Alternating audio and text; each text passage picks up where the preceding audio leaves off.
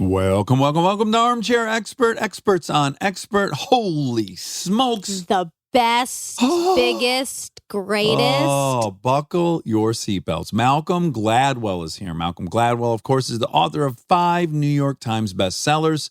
He has the unbelievable podcast that Monica and I are obsessed with, Revisionist History. Love it. You know him. He's had 1 million books. I've referenced him the most on this podcast. Monica will dispel that at the end in the fact check. He was included on the Time 100 Most Influential People list and touted as one of the foreign policy's top global thinkers.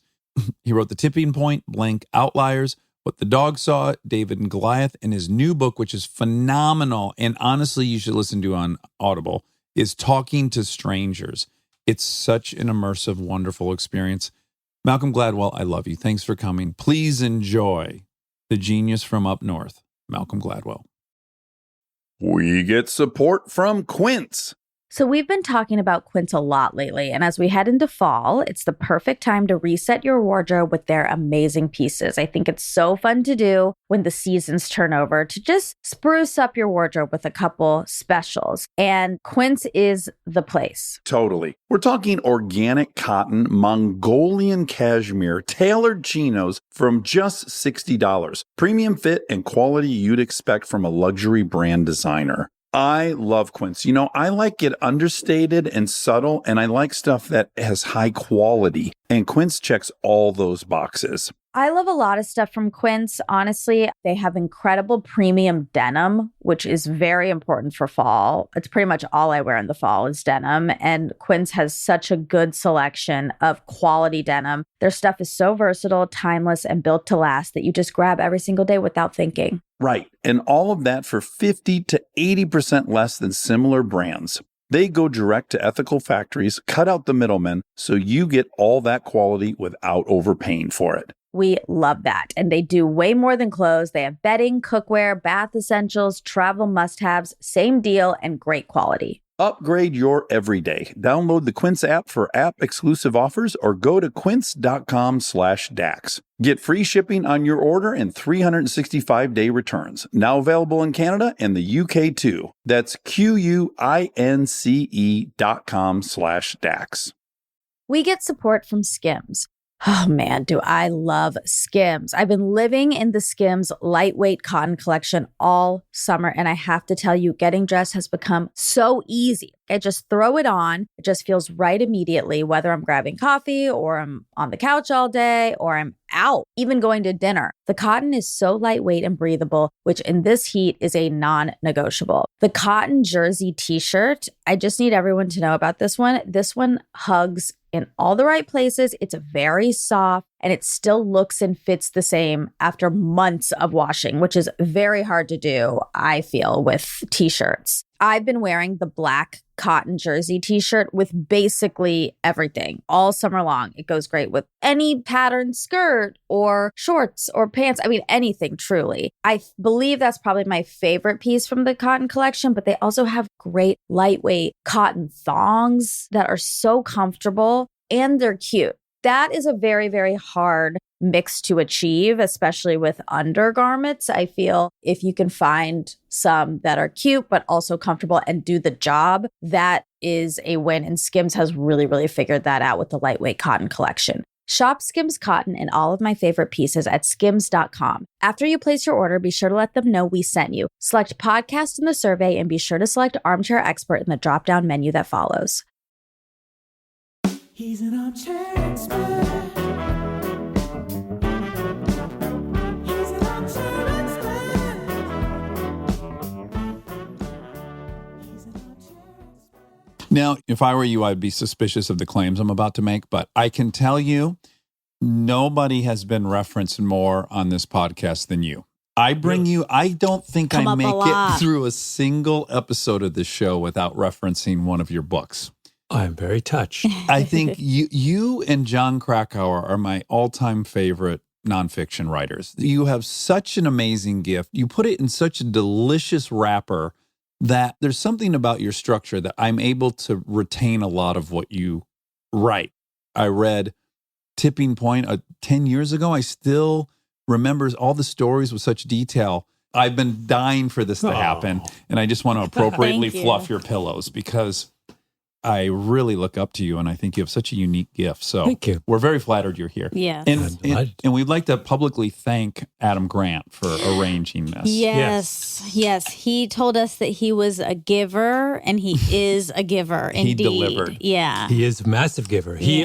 My favorite Adam Grant exercise is to email him and then count the seconds until he gets a response. That's great. And he's so busy, and yet he still is able to do it. He's on it. Yeah, he really It's is. incredible. But I have to give you a lot of credit because he put us on a joint email. My assumption was, I bet at best I'll hear back from him in about 10 days. Like, you'll go, shit, I should probably respond. And then that'll just ruminate upstairs for a week or so, and finally you'll do it. But you were right on top of it as well. The respect here flows both ways, A.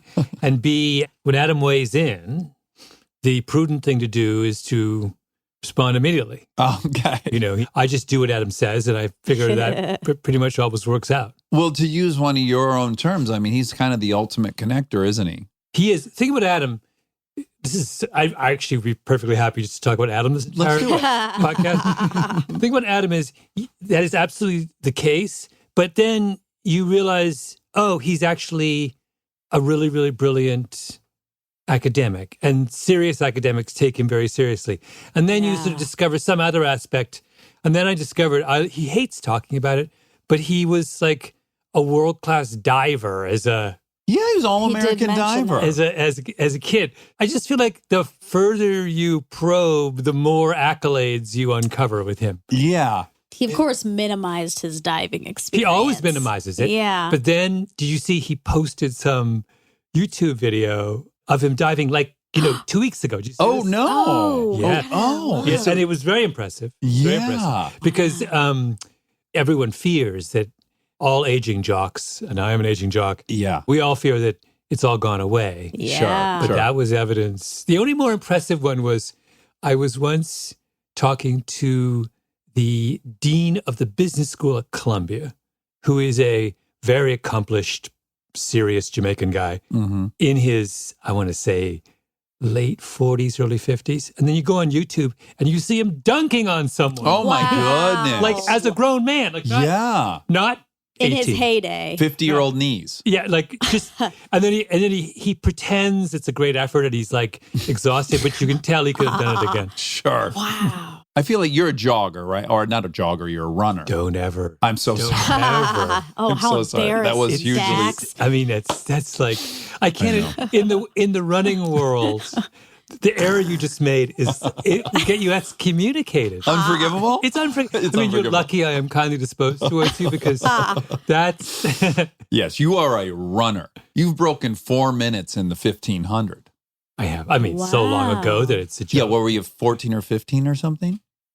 I would have broken 4 minutes as like an 18-year-old. Okay. But close to 4 minutes as a 14-year-old. That's Wow. incredible. There is a certain personality type. Would you agree that is drawn to long distance running? You mean Plotters. They're, Intro- as human beings, they're kind of plotters. introverted? Yeah, you can spend a lot of time with yourself, Yeah. right? Your own thoughts are a comfortable place to be because you're in them sometimes for 6 hours or something at a time, these crazy marathon runners. Well, that's Yes, a terrible that's- one. I'm that's a- continuing. Yes. For extended periods, you have to be not afraid of your own company. If you would Yeah. like to be or any endurance sport requires, I mean, cyclists are out for a lot longer than runners, Yeah. but they make it very social.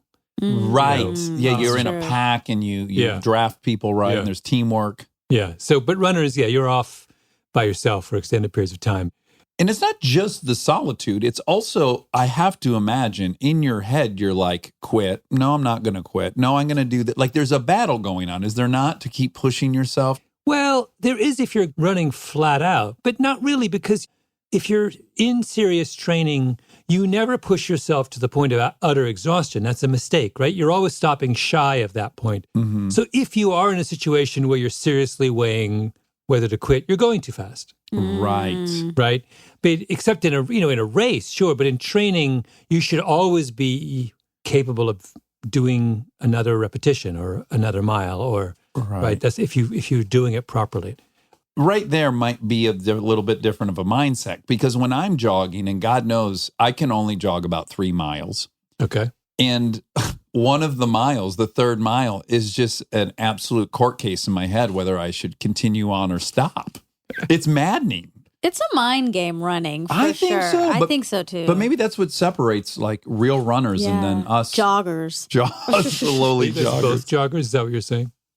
Could we even call us joggers? I don't know. I jog on a treadmill maybe once a week, Yeah. 3 miles, Yeah. and I mostly lift weights.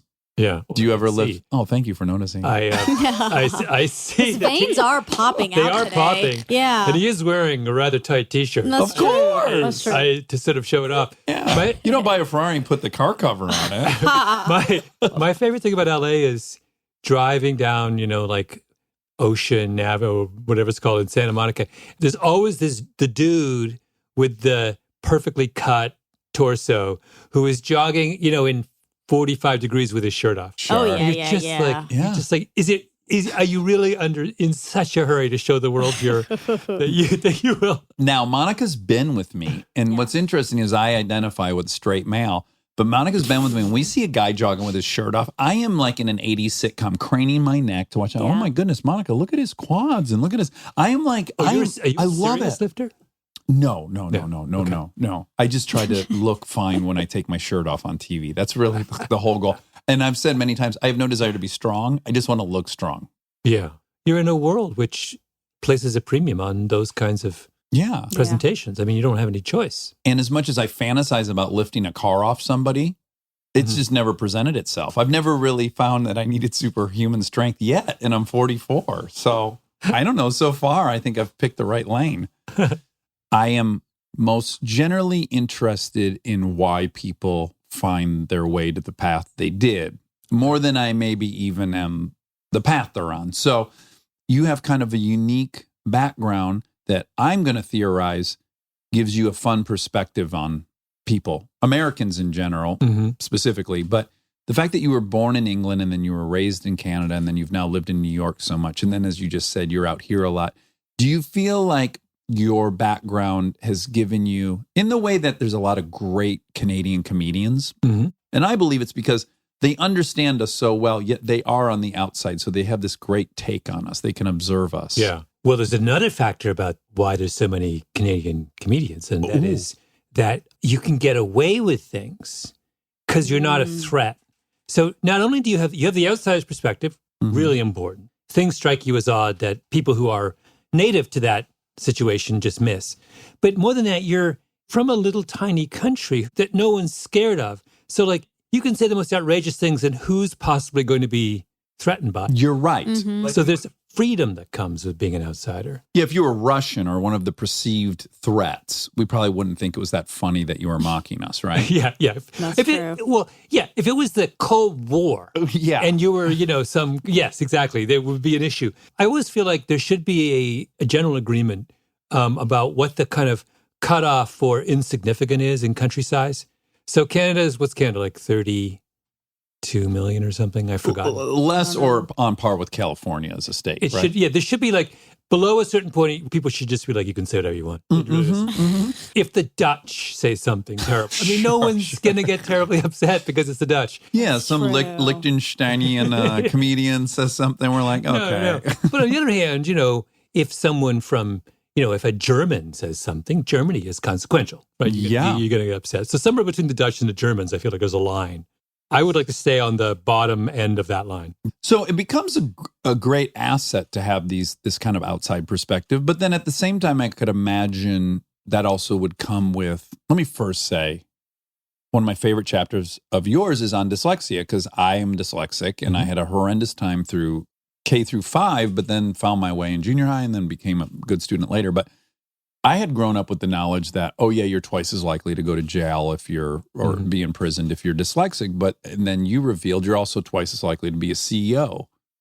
And did I get it roughly right? It's not those numbers. you're conceptually that is correct. Are the numbers wrong? You see, I'm already so nervous. I know. It's a curve. It's like dyslexics are overloaded at the tails of the curve. Right. More of them in prison, more of them super high achievers, whereas non-dyslexics are a normal bell curve with most of the people in the middle. And I found that to be very comforting and wonderful as a dyslexic. And in that story, you articulate, what are you giggling It's just about? so Just how fun. nervous I No, am? I'm so happy that you're here because you talk about this stuff all the time and you are getting it probably a little wrong. So I'm so glad we're going to get all the answers this time. But I think what I interpreted that point is struggles and coping mechanisms and having to strengthen other aspects can be of great value in your life. Yeah. Right? Challenges. So My friend David Epstein, who wrote this brilliant book called Range, uses the phrase in his book, strategic difficulty. In David and Goliath, I talk about desirable difficulty. And they're both these similar notions of if it's too hard, it's a problem. If you have too many problems, you can't get ahead. And if you have no problems, it's a problem, yeah. right? What you want is something that in the course of being challenged the right amount, you're forced to be resourceful. You will learn things in a more profound way. You will investigate your own strengths and weaknesses more aggressively. There's all kinds of good things that happen from. And I feel like the reason that's such an important point is that a lot of people think that what preparation for excellence is the removal of difficulty. Right. Yeah. I want to give you the very, very, very best endowed, overly resourced environment imaginable. Yeah, no Actually, obstacles. Right. You Right. don't want that. You want to have something that you have to wrestle with. And I think a lot of parents like myself, we are incredibly privileged. So we're now in this bizarre situation where it's like we're almost trying to manufacture obstacles or challenges for our kids. You know, my wife and I, as having two little kids, and we have money and we have time and all those things. And it's kind of like, oh, I got to figure out like what is, how do I make sure I'm not robbing of them of the opportunity to develop these coping mechanisms and skill sets. It's kind of challenging. Yeah. But where I was going with it is moving to Canada, what were you, 6? Yes. Went to Canada from England when I was 6. And dad was a mathematics professor and mom was a psychotherapist Yeah. and a writer. And mom is from Jamaica? Mom is Jamaican. Yes. So again, even within that little bubble, mom has a different perspective probably, Mom right? has a different perspective. She does. Yes, she does. I'm only laughing because my lovely mother, who is very, very much with us, she does. She has the benefit of many, many different perspectives. Raised in Jamaica, educated in England, married an Englishman, moved to rural Canada. I mean, Yeah. and then also there's an age thing that's kind of fascinating. My mom was born into a house in the middle of nowhere in Jamaica with no electricity, no indoor plumbing, no one had a car, and then ends up in the early 40s or late 30s or my mom something? was born in 1930, Okay.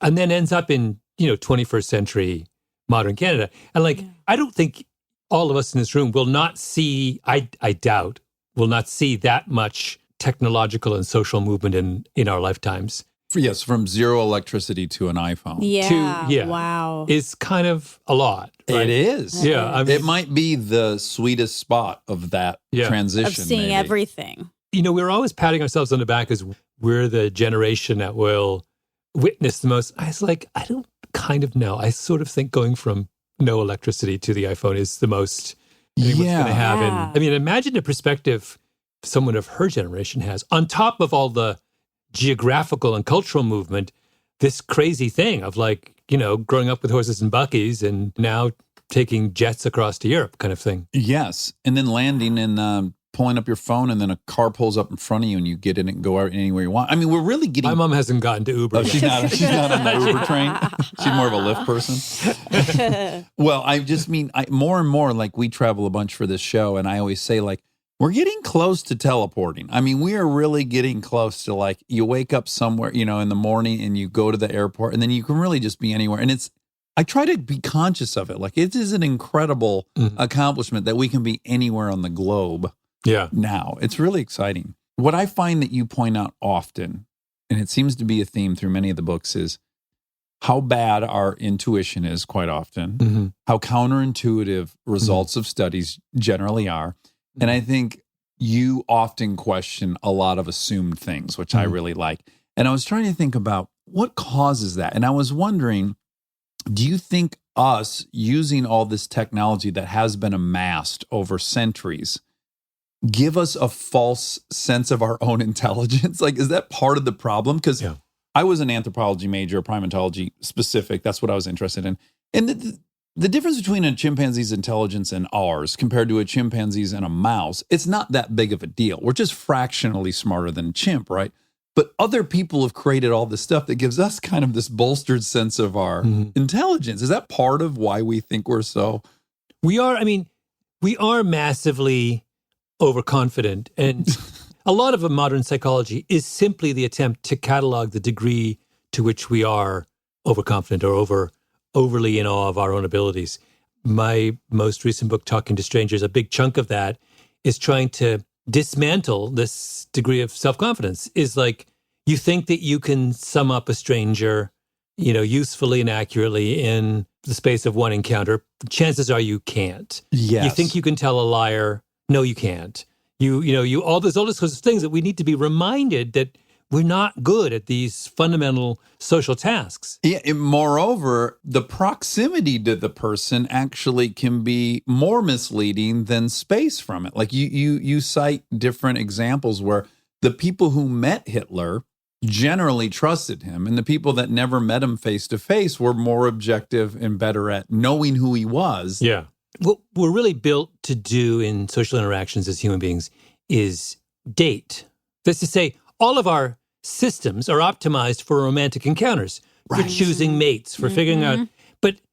And in that realm, we're pretty good. It is possible to know very quickly whether you're attracted to someone, right? Yeah.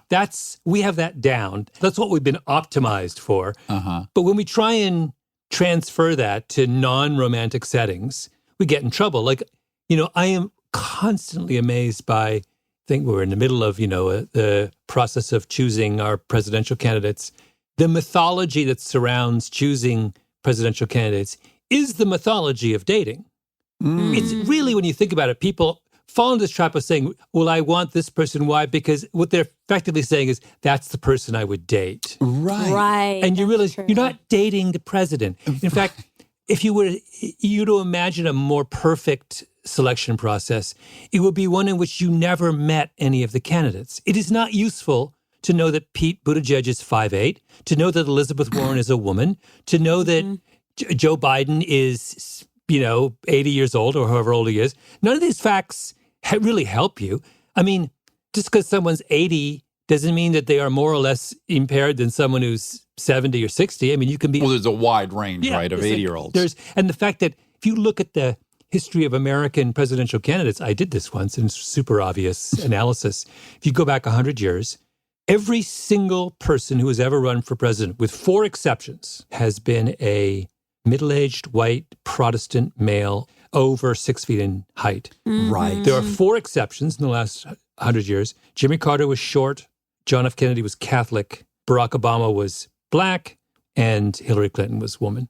Everybody else was the same thing. Why do we keep choosing from the same incredibly narrow? Because we can see them. We want to date the Tall guy. Tall, confident, white-haired guy, right? And then I tried to figure out what percentage of the American population is a tall white male, tall Protestant guy, and it's less than 10%. So we're choosing the most important job in the world from 10% of the population. Well, and you made the point brilliantly. I can't even remember which book, but starting to audition orchestra players by a blind audition, right? A sheet between the musician and the people judging them, and how much that changed the outcome. Oh, right. Yeah, in auditioning. So similarly, like the music they're playing has nothing to do with what they look like. Yes. Nor does the president's ability to guide the nation or set policy have anything to do with what they look like. Yeah. But it is tempting. That's a little more subjective than music playing. I don't know enough about music, but yeah, I guess you're right. Kristen knows if something's correct or not. Yeah, if you're hearing whether something sounds good or not, but what policies people want to push through or what they care about is more subjective, I would say. But that still leaves the question wide open of whether that subjective judgment you're making is helped or hurt by being able to look at the person. Right. Totally. Yeah. I'm not convinced it is. I think it's just making an already subjective decision hopelessly subjective. Yeah. If you're getting confused over the fact that someone's good looking and Right. it's really useful to go back 4 years to the last presidential campaign and read through a mainstream publication, like pick 100 newspaper articles from the New York Times about Hillary Clinton at random between 2015 and 2016, during the race for the nomination and the presidential campaign. And look at how many references there are to the way she looks or to some extraneous fact about the fact that she's a woman. And you realize, what if we didn't know what she looked like or that she was a woman? Mm-hmm. How much easier and clearer would our choice have been? We wrapped ourselves in knots talking about her hairstyle. There were articles about her hairstyle. Oh, sure. Yeah. Her Power suits, power suits. Yeah. Well, in talking to strangers, and let me first say, I prefer to read your books, even though I'm a big consumer of audiobooks. I love listening to them at night as I fall asleep. But your books I'd like to read with my eye because I feel like I retain more of it and I'm constantly citing it incorrectly, as we're learning today. But I would urge people, someone urged me, like, hey, I know you want to read it, but try the audiobook, which I've gotten. And it's so fun to listen to because, and I don't know why, you're the first person I'm aware of that's done this. So anytime that you're going to quote somebody in the book and the audio actually exists of the person, you'll play the audio during the audiobook. Or if there is the traffic stop where someone gets shot and there's dashboard footage, we'll hear it. And it becomes this kind of multimedia experience, and it's profoundly more enjoyable than just hearing someone read the book. So first and foremost, I love it. Yeah. We licensed a song from Janelle Monáe. That's the theme song. And we had scoring and and the result is, until very recently, I was selling more audiobooks than physical books. And now normally it's like 10% audiobooks Really? of the overall. I'm at around 50%. Wow. Which is unheard of. I mean, it's this crazy new thing that I really made an audiobook. Yeah. Prior to this one coming out, what had been I just assume as an author who sits down and types on a keyboard, you kind of want that read with the eyes. Do you have any, actually, this one I'd disposition? rather people listen. No, yeah. Well, I agree because you guys have done it's so well produced, and it's so much more engaging to hear the people you're talking about, like your own limits of empathy. Me hearing you talk versus hearing the woman during the traffic stop it's night and day. There's so many good examples, but there's a chapter, the chapter where I talk about torture, and I'm interviewing the guy from the CIA who did the waterboarding. Oh, it's really important to hear him. So I'm not paraphrasing him or just quoting him. You hear him in his voice, at his own pace, describe to you what happened. And I think that's really crucial because it would be very easy for me to caricature his position or in some way to slant it, or it's like, no. I would like the reader, the listener, the audience, consumer, to get a clean impression of this guy's, because I think he made I ultimately do not agree with his position, but I don't dismiss him either. I have an enormous amount of respect for someone who tried to serve his country as faithfully as he could. He ended up doing things I would disagree with, but I do not in any way doubt the sincerity of his intentions.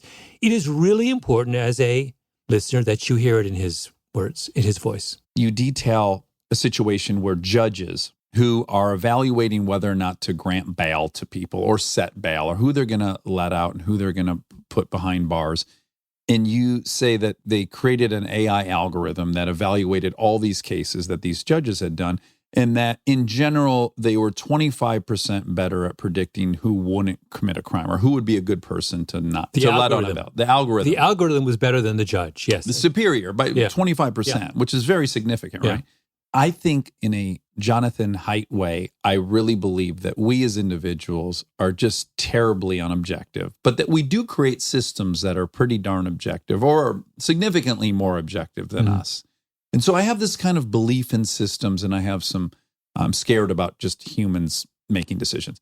So this AI thing is interesting in that we are nearing a time when we could probably deploy AI as judging that kind of thing. And all kinds of things. You see these AI stories in medicine that they're better at identifying cancer and whatnot. Now, here's my question.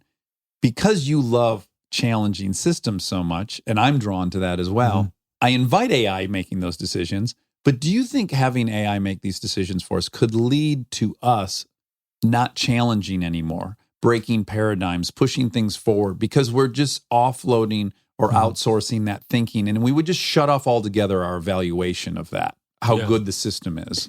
Yeah, I'm not someone who thinks we should turn over enormous chunks of our crucial decisions to machines. To the contrary, I think that would be disastrous. The point of that chapter in Talking to Strangers was not to celebrate how good the algorithm was at deciding which defendants deserve bail. It was to point how bad the human judges are. So algorithms have all kinds of other problems. Let's just be clear. Okay. But what's important to note here simply is that a judge, unaided by any kind of tool, who is asked to make a high-stakes decision about how dangerous a defendant is, in a bail hearing in 10 seconds, does not do a good job. That's what I wanted to prove. And so someone who is trained and whose job it is to size up strangers does a terrible job of sizing up strangers. Yeah. What that says to me is not we should throw out the human and replace them with a computer. It says that we have to get better as humans. Right. Machines cannot make consequential decisions about whether people deserve their freedom or not. That's crazy, right? The only way we'll accept the legitimacy of the legal system is if those high-stakes decisions are made by human beings, right? So there are two competing things here. There is accuracy and legitimacy. They are not the same. Accuracy and legitimacy are not the same thing. They are not the same. So my willingness to accept the judgment of some institution is based on two factors.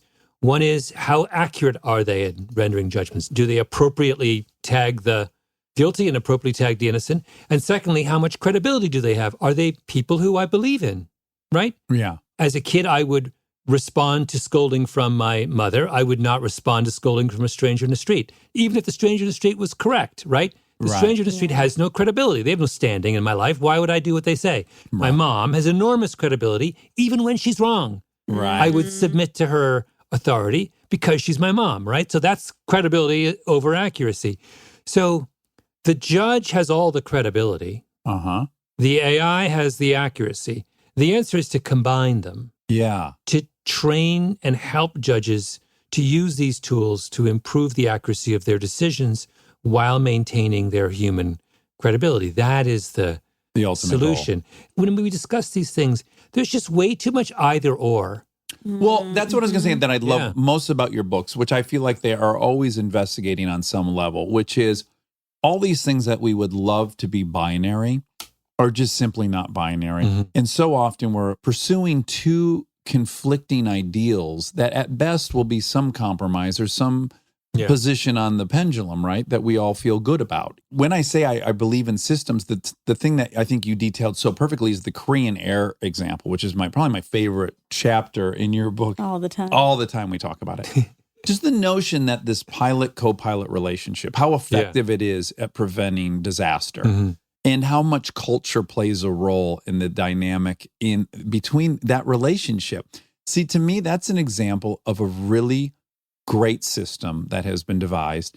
And when you detail how they were able to go into Korean Air, change the culture, change how it works, and get this amazing outcome, that gives me so much hope for humans. There's so many things you could get discouraged about. But taking a system that complex where they've had 5 disasters in the air and they're about to lose their right to fly through Canada, all this stuff couldn't be a worse scenario. That people went in there and actually figured out what was broken and fixed it, I just find hugely encouraging for us as little monkeys. Yeah.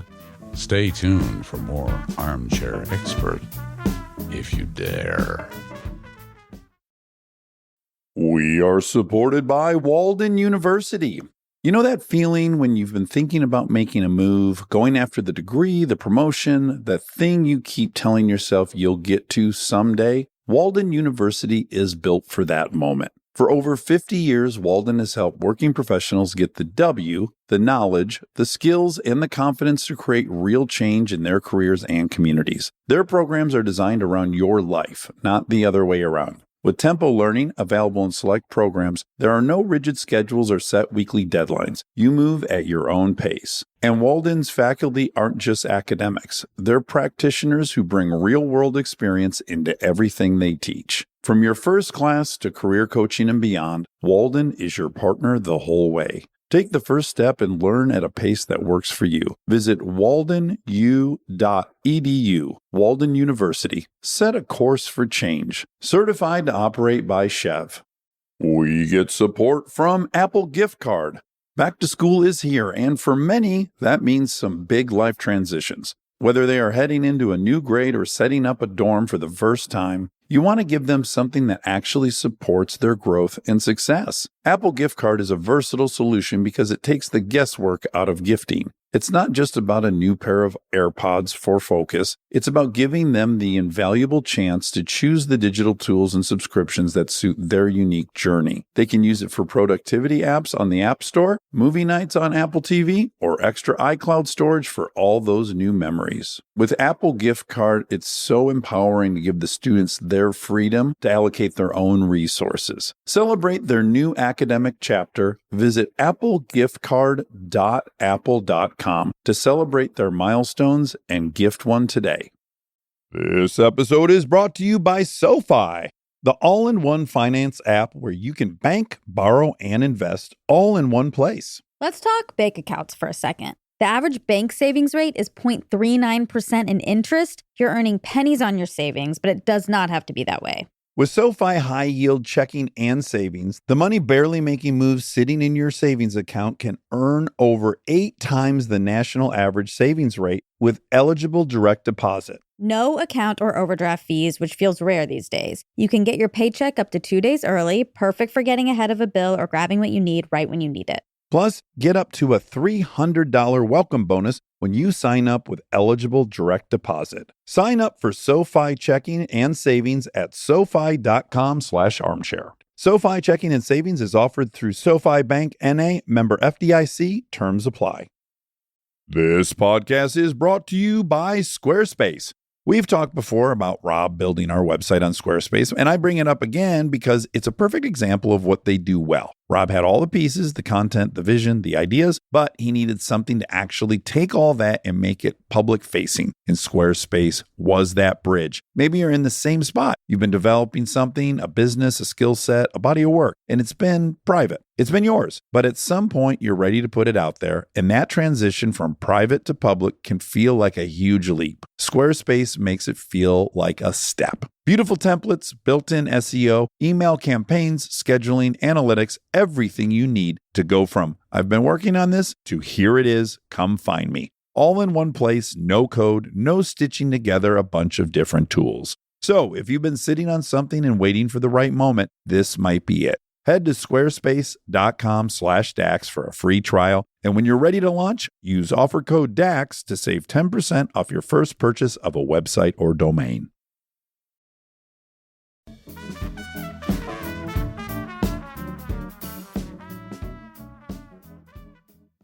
That chapter was in Outliers, I think. It was profoundly encouraging. What was interesting about it is that normally when we talk about culture, we think of it as something that's kind of immutable. And then after we talk about, oh, that difference is cultural, we shrug and it's in the assumption is then you can never do anything about it. Right, like throwing in the towel. Yeah. And I'm dissing someone by pointing out what a culture does badly. What I'm basically doing is asserting my own superiority. Actually, no, cultures are not immutable. And different cultures have different strengths, and they can learn from each other. Yes. Right? That's the kind of, in that sense, the Koreans learned from Western notions of power distance in a very, very useful way. And by the way, the correct response to that story is to turn around and say, okay, now what can we learn from the Korean kind of suite of cultural traits? Because they have an awful lot to teach us as well. I mean, the most heartbreaking one, right, is the Brazilian pilots who are circling JFK and they're running out of gas. Colombia, It's Colombia. Yeah. They're running out of fuel. They keep saying in these mitigated ways that they're running out of fuel. And the air traffic controllers are New Yorkers. They're like pretty ballsy, and they're just not really listening. They're not. And then the Colombians aren't just stating, "Hey, we got to land now." And then you parallel that with all that IBM data that you can rank people and how fearful they are of authority. Am I getting that correctly? Yes. How respectful of authority. Yes. Yes. And then you just start plotting these things on a graph, and they're almost just perfectly correlated, whether they're going to stand up, that's a great time for culture to be implemented in an airplane cockpit. But then obviously there has to be some converse thing where people that are afraid of authority, they must have some other benefit that there are sections of our lives we could use to adapt, right? There has to be some upside of their. Oh, yeah. I mean, my favorite example, I have a really good friend who's Israeli. Israel is famously, it has the lowest power distance score, I think, in the world. In other words, the Israelis have the least respect for authority and hierarchy of any. More than us. Oh, way more. Oh, wow. Oh, yeah. I didn't think that was possible. No, it's Israelis, Australians, and I think Germans are really low, or Dutch. There's some Northern Europeans who are really, really low on that, as opposed to, Colombia would be very, very high. Mexico, very, very high. Some of the Arab countries would be very high. Anyway, she was describing this friend of hers, Israeli friend of hers, who comes to America and comes to a 4-way stop sign. No part of the 4-way stop sign makes any sense to him. He's like, I don't understand. People willingly stop and cede the right of way to somebody else just because that person got there first. He's like, this makes no sense whatsoever to me. Wow. And she was like, it was the most hilarious. She went on and on and on. She tried and failed to explain this concept. Because if you have no kind of regard for hierarchy, if that's not part of your cultural mindset, a 4-way stop sign is a seriously complex, mind-blowing experience, because it's a hierarchy that is established in the moment, just on the basis of who got there first. Another hilarious Israeli story. I love Israeli stories. I collect them. Normally they would have these platoons who are going on these night patrols in sort of disputed territory. And it's at night, so they're trying to be quiet because they're hunting for all kinds of bad guys. In a normal army, it's not a problem because you have someone who's in command of the platoon and he says to everyone else, be quiet. And because that person is the boss, everyone's quiet. Well, in the Israelis, these little, there's like 15 of them, the private marching at the back, it doesn't, he doesn't go concept of a hierarchy. So he's like chattering away and like in the middle of the night and the dogs are barking and cover is blown. Like it's just those kind of really obvious no chain of command. Yeah, things we take for granted in hierarchical societies are very difficult in countries where at the same time, why is Israel one of the most entrepreneurial countries on earth? Precisely for this reason. Yeah. Right? No one's waiting around for an opportunity to come to them or for the boss to give them the green light. They're just, the result is this extraordinary flourishing of creativity. I feel like I was born to be Israeli. Well, he said Germans, and you love Germans. Well, that too. But Which, do you think the levels of power distance have to do, if it's cultural, like with Germans, they've had some bad authority situations, so maybe they're learned to that actually clearly doesn't mean what people want it to mean. And that respect kind of dwindles. I think that's probably part of that. Part of that might be a reaction, but also it's a function of something that's quite separate from their history, which is just their social structure, that these are countries with very, very low economic inequality. I was going to say in Germany in particular, like the laborers are very empowered, and they are, even I worked for General Motors for 14 years, and we would have car shows where Opel, the division of General Motors, would come over here, and I would watch how they treated their technicians versus how we treated our technicians. And their technicians were treated with the same esteem as the engineers were, which is just unheard of here in the U.S. It's like the engineers are geniuses. Whatever they say, the technicians should just execute and never question. So interesting. I built a house, the house I live in, and we got these windows. They want super fancy windows, but the windows came from Germany. So just bought windows, like same way you would buy windows from like Marvin or Pella or something. Yeah. But every 2 years, some guy from Germany shows up to check in on the windows. Whoa, and he's not some fancy senior. He's literally a guy from some small town in the Ruhr Valley who comes on a tour of everyone in the Northeast who has the windows. And I just think it's so German. He's like a mid-level guy who has given this responsibility to check in on every every Yeah. Wow. customer of this. But like that, it's true. It's true. That kind of that's very, very true of German culture. It's a really And talk even- about something we could learn from in this country. Yes. Yeah. Can we do a minor digression on cars? Yes, Because I'm a yes. massive car guy. Oh, you are? You don't know this about me? No. Oh, wow. Oh my goodness. The first thing I read every morning are like, car sites, car blogs. Really? Bring a trailer. Oh, I love Bring a Trailer. Do you like Jalopnik? I read a little bit of Jalopnik. I like the Car and Driver site, the Car Magazine site. Yes. I had no idea. This is so exciting. I own all kinds of cars. Oh. Dude, what's your taste? Is it weird and eclectic like you're presenting South? No, it's quite. I have a Volkswagen Golf R. Okay. I have a 2003 BMW M5. Oh, A lovely. 1973 Mercedes 280 Ooh. and a Boxster GTS. Oh, wonderful. I have some automobiles. This is why do I find this incongruous? I'm I trying like to, it. I love it. I guess you're just so cerebral. I think of you like that's Always, as a kid, I was so obsessed with cars. I decided in late 70s or early 80s, I decided I would collect a brochure on every car made in the world. And I succeeded with one, I still have them all, with one exception. The Russians made a car called a ZIL. okay. I did not get a brochure for a ZIL. Well, they don't need brochures because they're not really advertising They're not them, really right? advertising. Yeah. But I had everything else. No kidding. I have, In what model year was this? I think it's 79 maybe. 79. Terrible year to be collecting brochures. No. A low point in American But automotive. but the cars of the 70s were badly made, but they were beautiful. Give me an example of one you love from 79. And the 911s of that era Oh, are gorgeous. that's true. Absolutely gorgeous. There's a lot of... Yeah, the 308 Ferraris were really cool. Those have aged well. I have no time for Ferraris. But why do you suppose? It's too... Too My ostentatious? idea of a perfect car is my Volkswagen Golf R. That's the perfect car. Mhm. It's like a $35,000 car that drives like something twice as expensive. Yeah. Totally stealth. You don't know it's this serious hot Rocket. rod. It's a Mhm. rocket. Yeah. And then people drive it with I don't tell them. I just say, oh, why don't you take the Golf? And they get in and they're like, whoa. They're like, take off and stuff. Yeah. But Well, I'm mostly, as you just observed outside, I love sleepers. yeah. So that has the LSA motor out of a CTS-V. It has a supercharged serious? 6.2 liter V8 that's 700 Stuff horse. that in that Roadmaster? Yeah, it's 700 horsepower at the wheels. And it has huge Willwood brakes, coilover suspension. Nobody knows that. If I pull up next to you in your Boxster, guess what? I'm going to get the best of you 0 to 60 in my wood grain station wagon. You can't take me in. Absolutely. Absolutely. I bet my children's life on it. You're gone, Malcolm. I'm looking at you in my rearview mirror. I'll tell you what car we just beat with the whole family in it that my wife was laughing hysterically. And I was like, I picked the right partner.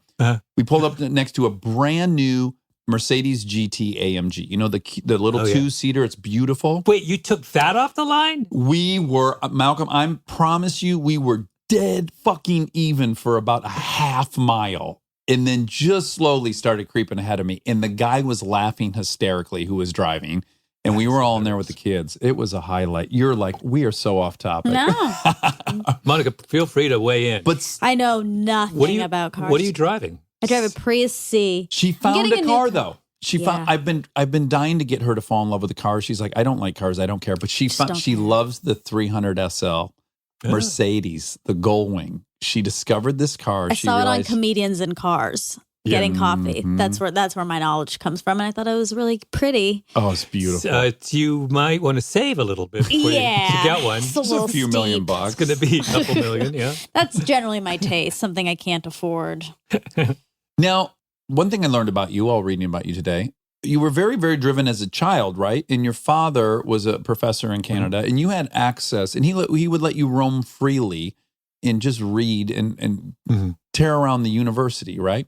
So this is a little bit like your example of Bill Gates being conveniently born next to a library that has a mainframe when no one else has a mainframe. Yeah, yeah. So this is a unique situation you found yourself in. Yes, I guess so. It's funny because I was thinking about this.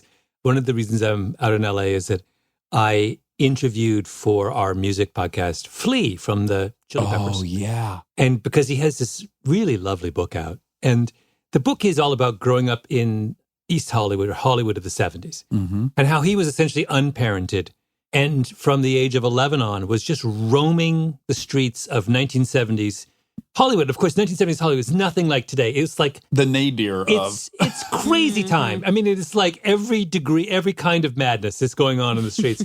And he is a kid, this little kid. The first half of it is just about what it was like to be a 12-year-old, essentially roaming without supervision in the prostitute-laden heroin. So when you were talking, let's be clear compared to Flea, that I was allowed to roam in the library of a university. yes. I'm in the HM 301 section of the fifth floor of the library. Yeah. But a very unique pursuit for someone of that age. Would you agree to that? A lot of my 11 and 12 and 13-year-old friends, their daydream of the perfect afternoon was not, walking the halls of a library. It's true.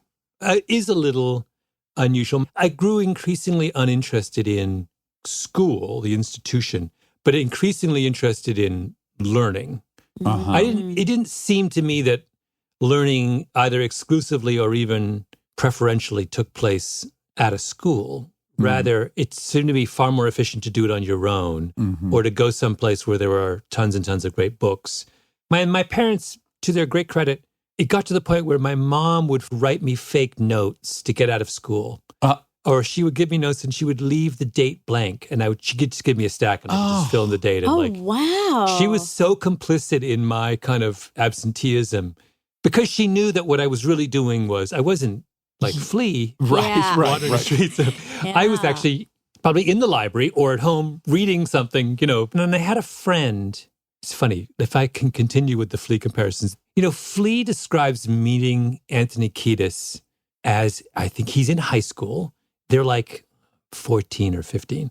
And he talked about how the minute they met, and this is the relationship that will define the rest of their life, that it's not that he did things with Anthony at that age that he wouldn't have done by himself. It's that the combination of them was sort of on steroids. Yeah. And it was like this electric thing where the two of them have this connection from the moment they lay eyes on it. It's like this insane love story. Yeah. And they just feed on each other and give each other permission to explore and be ever more adventurous. And that's how you get the music of the Chili Peppers less than 10 years later, 6 years later. You have the beginnings of this extraordinary creative partnership. And kind of counter to your 10,000 hour rule, not to point that out. But unlike the Beatles who went and practiced in Germany, this is almost the opposite. Although they played a lot of music before they got to that point. But you're right. I don't think it's a good example of that phenomenon. But I had the same thing. I met a guy named Terry Martin when I was 14 or 13 in chemistry class.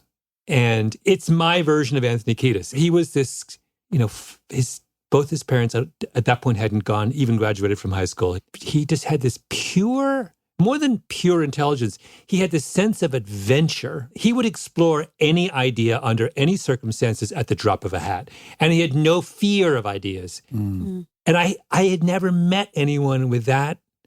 I mean, it was like, it's so funny. When I was reading Flea's thing, I was like, this is my Anthony Kiedis.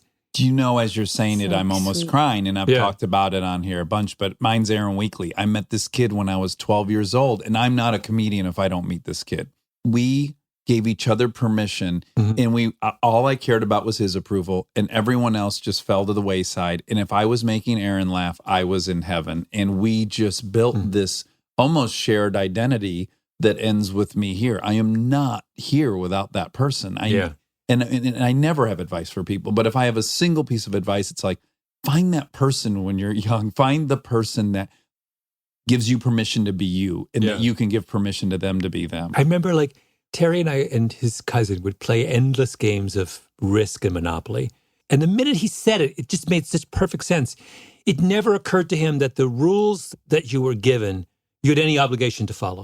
In other words, we're playing Monopoly on the board with the pieces and the things, but we can totally make up all of our own rules from scratch. And every time we play, if we want to, we can play it in a different way. He's just an iconoclast. He's just a kind of fabulous, brilliant. And not to get too saccharine, right? But you must question you don't meet him. You're probably on a different trajectory, right? I am not here if I don't. Yeah, isn't There's that? no I am doing something far more conventional. Yeah, and that's the like intangible lovely. thing of life where it's Yeah. like there's all this preparation, you have a skill Yeah. set and you have an aptitude, but then the luck intervenes and you meet your soulmate. Wait, and what happened to Aaron Wheatley? he's still my best friend and I love him so much. Is Yeah, what yours is in your Terry? life?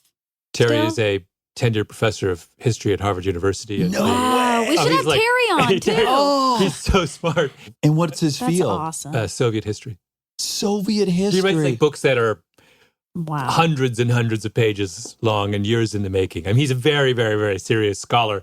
It's funny because what I took from him was his sense of mischief, which is he's no longer mischievous. Yeah. He's profound. Well, but he's the fucking institution he's now. like, yeah. It's like I stole his soul and maybe he stole mine. And Yeah, you traded. we sort of traded. That's lovely. That's one of the things I think why I'm so drawn to you as a writer is I just feel like since I can remember always looking around and going, everyone's agreed to do this way, but is anyone questioning why? Like, are all these rules, are they divine?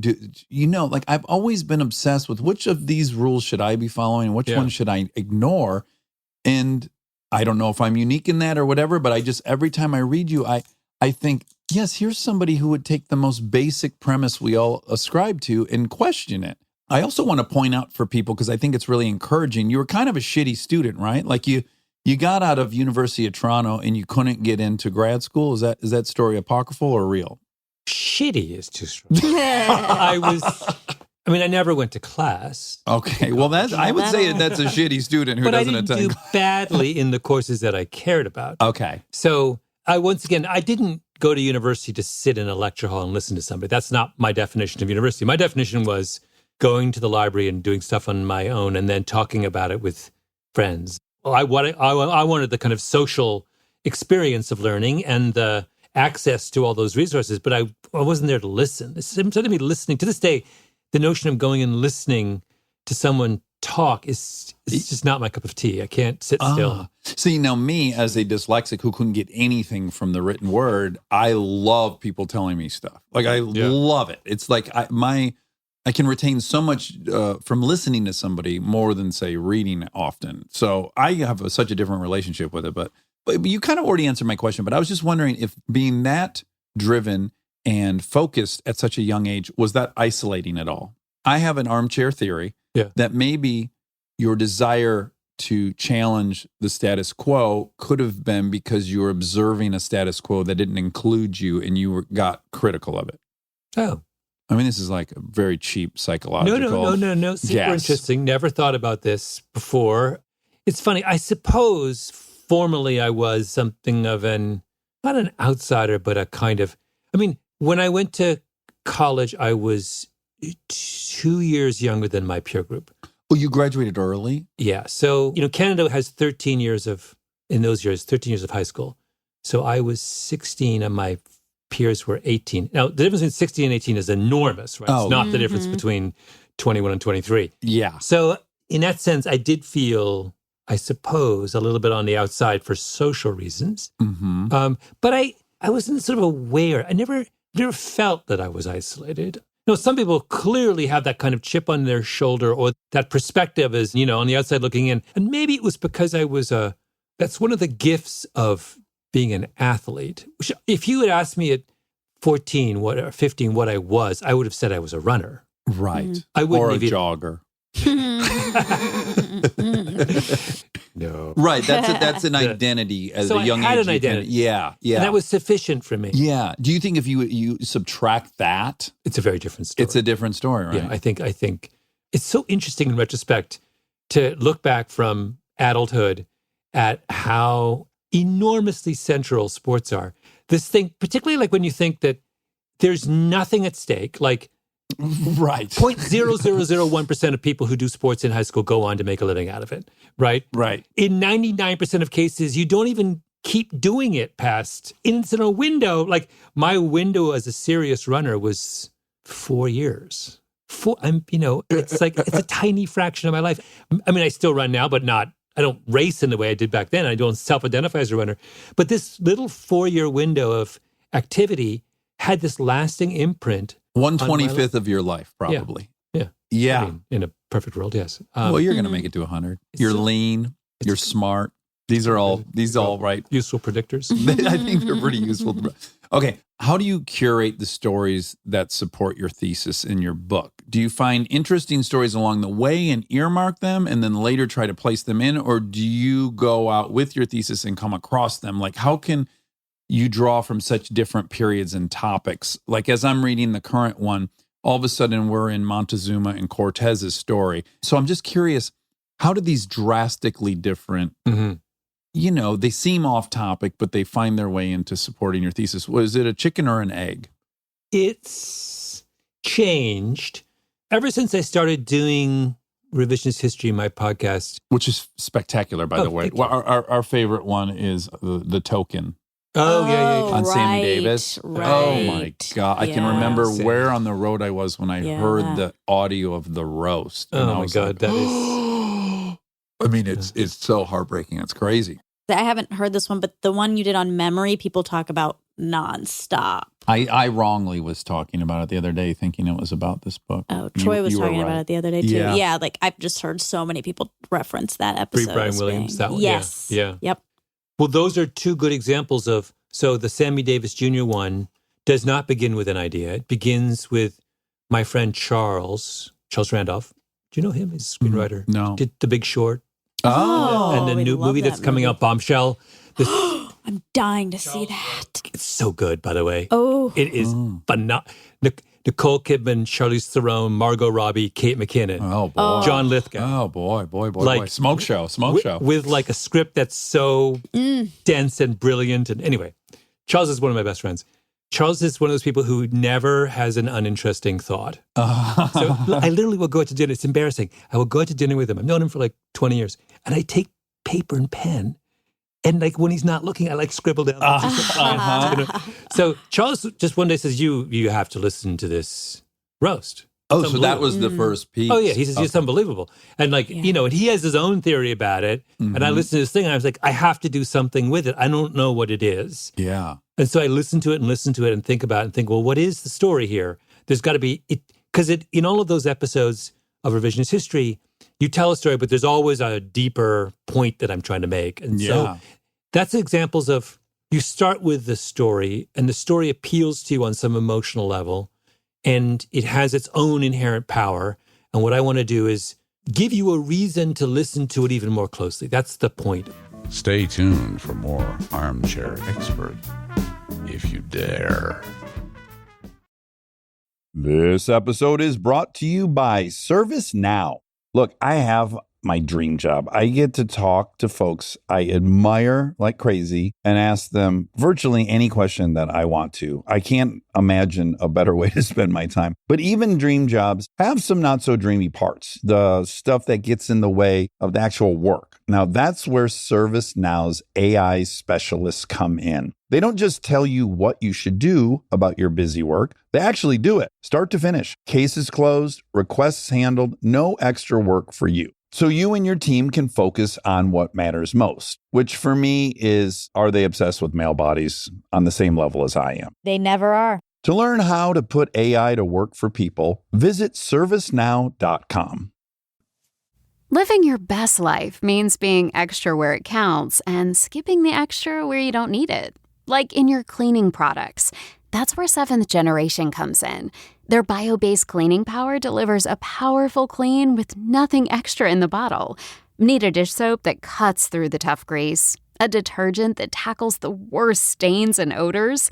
Seventh Generation handles it all without any dyes or artificial fragrances. Real clean doesn't have to come with a long list of add-ons.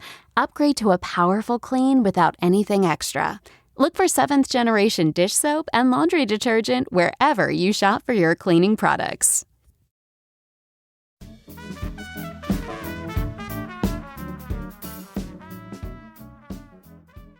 And this book is written, this was the first book, Talking to Strangers, written since I started doing the podcast.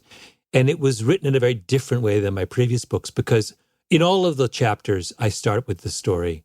The book is framed around the story of Sandra Bland, one of the most high profile of the cases that began with Ferguson. I just heard about that case and watched the dash cam video of the whole incident of her arguing with the police officer. I was like, this is about what I'm talking about, right? This is what I wanted to extract from it. I didn't know. I just knew that I wanted to tell a story about what happened by the side of the road when this cop pulls over this young black woman and things go awry. Yes. Right. And then the story you mentioned about the Cuban spy, I don't know how I ran across that story a long time ago.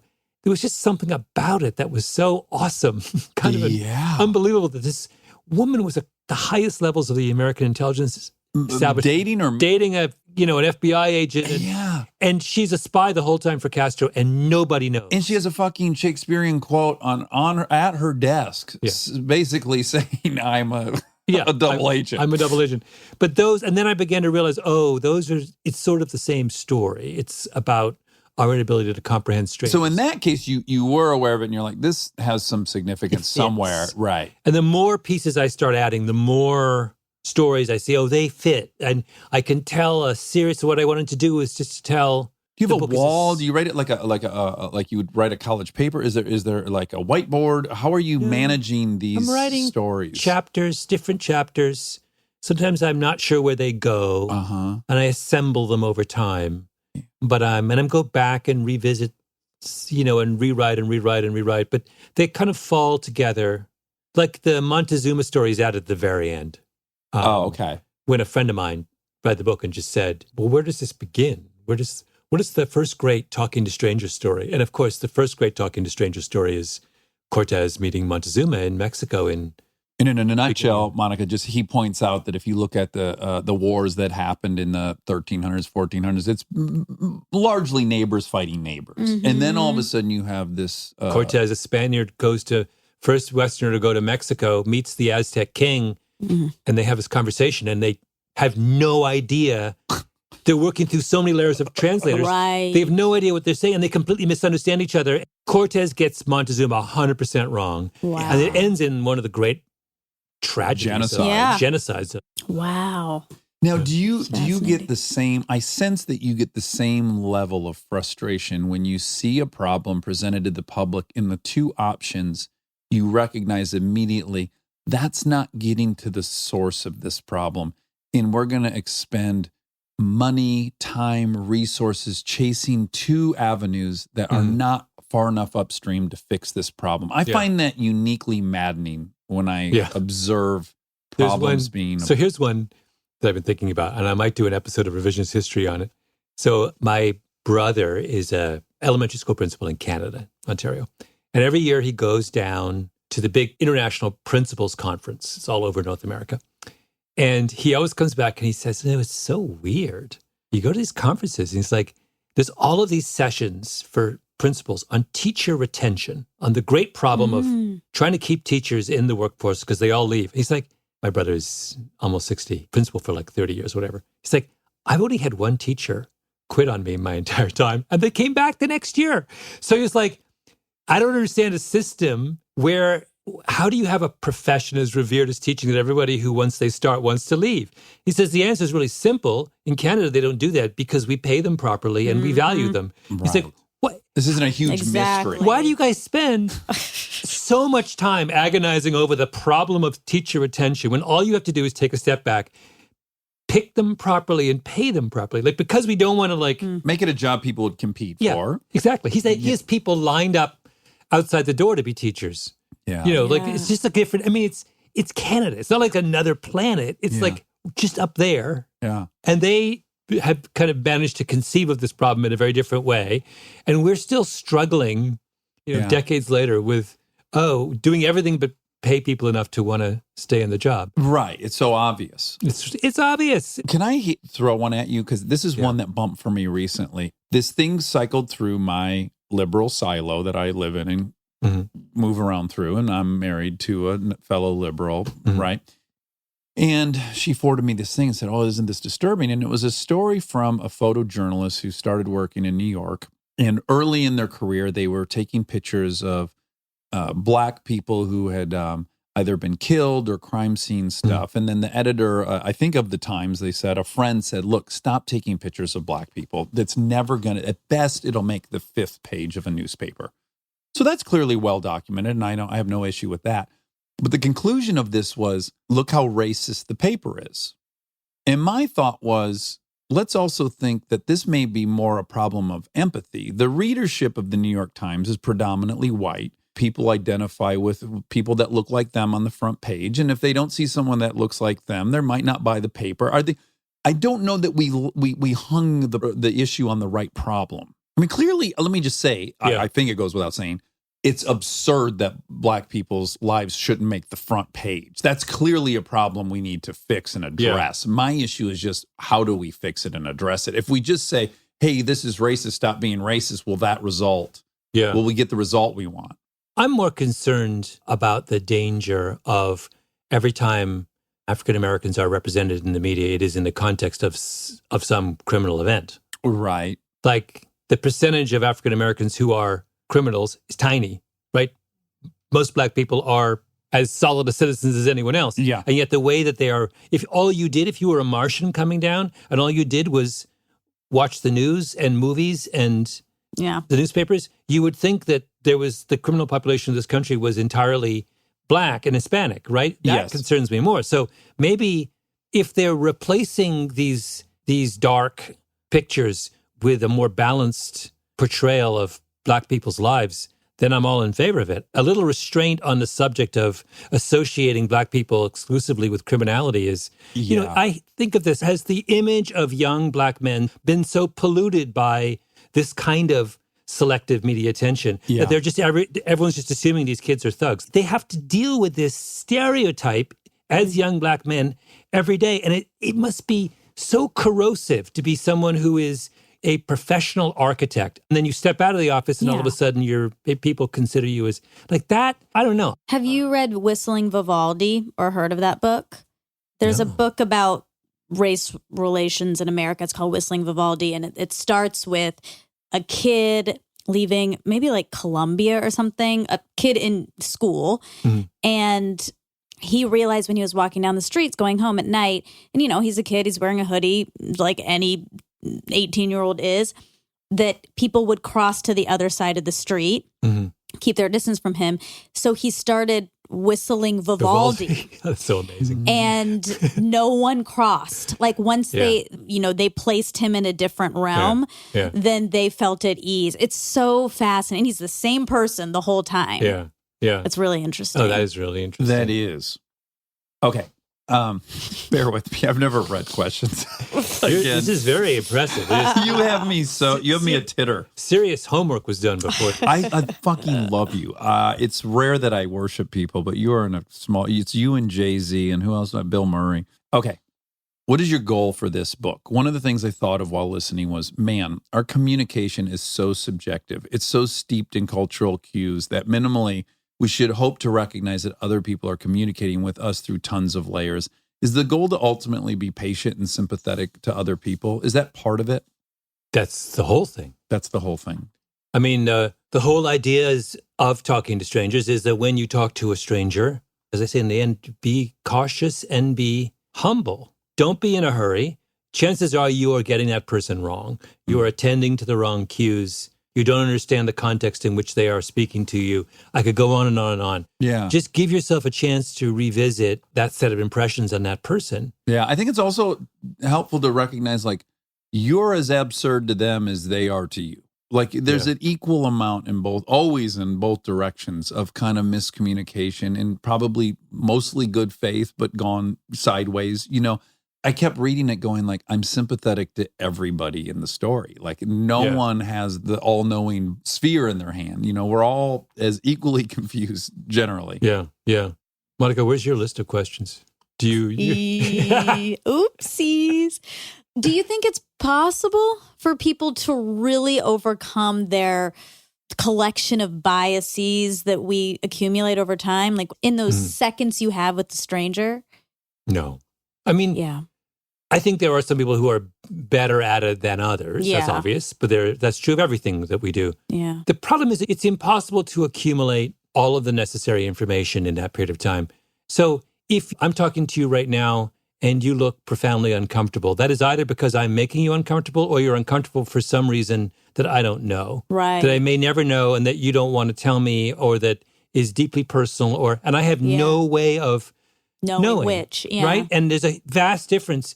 you may really enjoy talking to me, but something happened this morning Right. in your life that you're struggling with. And, Yeah. so it's that level. If you and I were siblings, this would not be a problem, Right. right? I would know the context in which you're from. Yeah. But because we are strangers, yeah. there's just too much ground to cover. And in that example I just gave, what's always amazing is our default is always, oh, it's about me. Right. Exactly. yes. We're Right. projecting all of our Yeah. own stuff on it too. Whereas I would argue that probably 90% of the time it's not about us at all. It's about something, in the grand scheme of things, there's an infinite list of things that could be driving your moods. Yeah. There's a great, I didn't put it in the book, but my great example of this is, so Kawhi Leonard, best basketball player on the planet, when he was drafted out of college, gets an interview with the Phoenix Suns, who are thinking of drafting him very high. And afterwards, they say, no, we're not drafting him. Why? Because during the interview, 19-year-old Kawhi, wearing a suit, was sweating so profusely that they could see the rings under his armpits. And they were like, no, we want a guy who's cool under pressure. Oh, Now, Oh no my one is God. cooler under pressure than Kawhi, right? Yeah. So why was Kawhi sweating? Well, I don't know. He could have been hot. He could have not wanted Did to. you say Phoenix? He's in let's start at Phoenix. Phoenix. Yeah. He could have not worn a suit in a long He time. could have had a fever. Could have had a fever. I mean, Yeah. and meanwhile, the idiocy of that is, of course, the general manager of the Phoenix Suns has literally hundreds of hours of tape that he can use to evaluate Kawhi Leonard as a basketball player. Yeah. But he chooses in that moment, in that interaction, to prioritize the bit of information he gathers for himself in the moment. Yes. Right? He can't get away. In other words, he has to make the judgment about him. Yeah. I saw Kawhi, and Kawhi was sweating through his shirt. I don't want that guy. Yeah. Right? Yeah. That is, I don't want to demonize that guy, that GM, because I feel it's a quintessentially human mistake that we make Yeah. with a stranger. Well, and also that like all things are equal. So his pressure level on a basketball court, where he has this insane ability, talent, practice, history, versus meeting a bunch of white dudes. I'm assuming they're white. Yeah. In an office, these aren't even relatable things, right? They're not. Yeah. Yeah. I mean, how many 19-year-olds who are going for a job interview in which literally tens of millions of dollars are at stake would not be nervous? Exactly. Yes, yes. I'd be concerned if he wasn't nervous Yes, in that's that. right. Yeah, what's the matter with you? Right. Yeah, where's your, don't you care? My breakthrough personally was I was the director of a movie, and I invited my mother to work on the movie because it was a low budget movie, and she was doing craft services. So Can we just pause Yes. and have some respect for Dax's mother? This is fantastic. She came and helped you on this. She's the best. well, let's not celebrate her too hard because she did Well, quit she- with 2 weeks left. At any rate, it was such a breakthrough for me. I had the title director, which means I'm the top person on that pyramid, right? Yeah. There was a PA that had objectively a terrible personality. When he talked to me, it was very condescending. I was never in the right place at the right time. Somehow he was the boss and I was doing things wrong. Now, because I had the official title of director, that guy never bothered me. I was like, he has a bad personality. That's what's going on here. He can't read cues. Now, my mother, who had a role that wasn't the highest status, she couldn't stand this guy. She's like, oh my God, he's telling me to do this and telling me to do that. And I'm like, oh my God, always I feel like you. If I didn't have this arbitrary title of director, whereby I don't feel threatened at all, I would be thinking the exact same thing about this guy. Oh, he thinks he's better than me. He's bossing me around, blah, blah, blah. Yeah. But I just was like, oh, he's got a bad personality. Keep it moving. And I was like, oh my gosh, if I could walk through life just feeling like I'm the director at all time, everyone's behavior would be exactly what it is, just their behavior. Yeah. Oh, that's funny. I want to know your experience with becoming famous. It's a surreal experience, right? I have to imagine there's pros and cons. I can already guess at what the pros are for you. As someone who's super interested in people, having access to people who are very interesting, is that the highlight of it all? Yes, although being famous doesn't give you more access to interesting people. Come on. No. Yeah. I can promise you, any human being in Los Angeles that receives a phone call and their assistant says, Malcolm Gladwell wants to meet with you. I can promise you Bob Iger's taking that meeting. Any person, name the person, they're going to meet with you. I suppose. But my point was that there are a lot of interesting people who, that's assuming that the most interesting people are the people who are the highest up the food chain and are the hardest to find, hardest to get access to. In fact, most interesting people are actually very easy to get access to, right? In my experience, your interestingness is a kind of largely a function of how close you are to the action in whatever you're doing. So when people get too high up, they're no longer that interesting. mean, Because they're the so most- sense. detached from Yeah, the, they're just not, they don't have that kind of, what's interesting is specificity. What's interesting is detail. This happened to me yesterday. What's not interesting is, well, when I was 25, the last time I was a normal person, this happened. yes. It's like, Yeah. that doesn't help me. And I'm not interested in when you were 25, right? It's like, I want to know what's going on right now. Like, it's funny if you look at Talking to Strangers, this book, all of the most interesting interviews that comprise that book are interviews that I could have gotten if I was a total unknown. Mm-hmm. They were not contingent on having a recognizable profile. I would say the special thing has simply been that I can now control my own time and direction. And, I can be my own boss. I can make my own Yeah. choices Yeah. with it. That's the kind of gift. That's the amazing thing. Yeah. And that, when you can wake up in the morning and what happens in the day is up to you. Yeah. To me, that's the greatest feeling in the world. And what about mom? Because I think we both, mom for me is number one love of my life. I don't know if you'll go that far, but I do know you love your mom, and you've credited her as being your writing, Do love my mom. your writing inspiration. Yeah. When mom watches, because I remember watching you on 60 Minutes, I guess it was probably 8 years Yeah. ago or something. Thrilled to see you. I don't think I'd even seen a photo of you. And I'm like, oh, this is the guy. So very exciting to me. What was mom's feedback from seeing her son on 60 Minutes? Because as someone who left Jamaica, went to England, Mhm. then went to Canada, and then her kid ends up on 60 Minutes, I have to imagine. I'm not convinced my mother ever saw that show. That's probably the healthiest. I grew up without a TV. Oh, So my parents got a TV very, very late in life. And in fact, they got a TV because I bought them a TV, but then they objected in classic. This is very much my mom. My mom I bought her TV. She said, no, I can't accept it. I said, why? She said, it's too big. Meanwhile, it was like 2 feet across. I was like, what do you mean it's too big? She goes, well, if the neighbors saw that, they would think that I was putting on airs. So I had to take the TV back and get a smaller TV. But she watches British costume dramas. oh, okay. Oh. Like the Down now. Downton Abbey. Downton Abbey. Yeah. And BBC detective Sherlock? shows, like that kind of. I don't know. I just know that she should watch she Sherlock. has a show. She'll say, Uh-huh. It's Friday night. I'm watching my show, and I assume it's something to do with the BBC. She will listen to stuff that I've done on the radio. Mhm. She's an audio person largely, or she'll read stuff about me. But no. So in answer to your question, yeah, I think my mom is. Yeah, she's a mom. I mean, it's all good. But she's happier if I call her. I mean, Yes. given the choice between Malcolm winning the Nobel Prize for Literature and Malcolm calling here, I think she would opt for calling. Well, what's interesting is I asked that question. I don't think it's healthy for parents to be fans of their children. I've seen that with Yeah, friends of mine who their parents are fans, and that's a very unhealthy dynamic. yeah. My mom still thinks I'm a piece of shit enough that I think it's the good level. Like she still thinks I'm a little half scumbag, which is good. But I guess I'm more asking the question probably coming from the position of being a parent now. Mhm. And imagining just watching my little girls on 60 Minutes at some point, like Yeah. what that would do to me. And recently I launched this theory for Monica. So Monica's father moved from India when he was 22-ish Dish. Yeah. Mhm. to Atlanta, met Monica's mother, Mhm. had a child. He is a structural engineer and had this daughter. And now the daughter does what she does in Los Angeles, and she makes money. And it occurred to me recently, oh, I'm not in my simulation. I'm in her father's simulation. I am a Character. I'm a character in her father's, which I had never even considered. No one ever considers they're actually just. By the way, that's the most Indian immigrant story of all time. I know. Like it couldn't be more cliche. It's like that's the architects are making it very. They're not being creative when they're making the Matrix. You're breaking the cliche by not. I mean, how many graduate degrees do you have?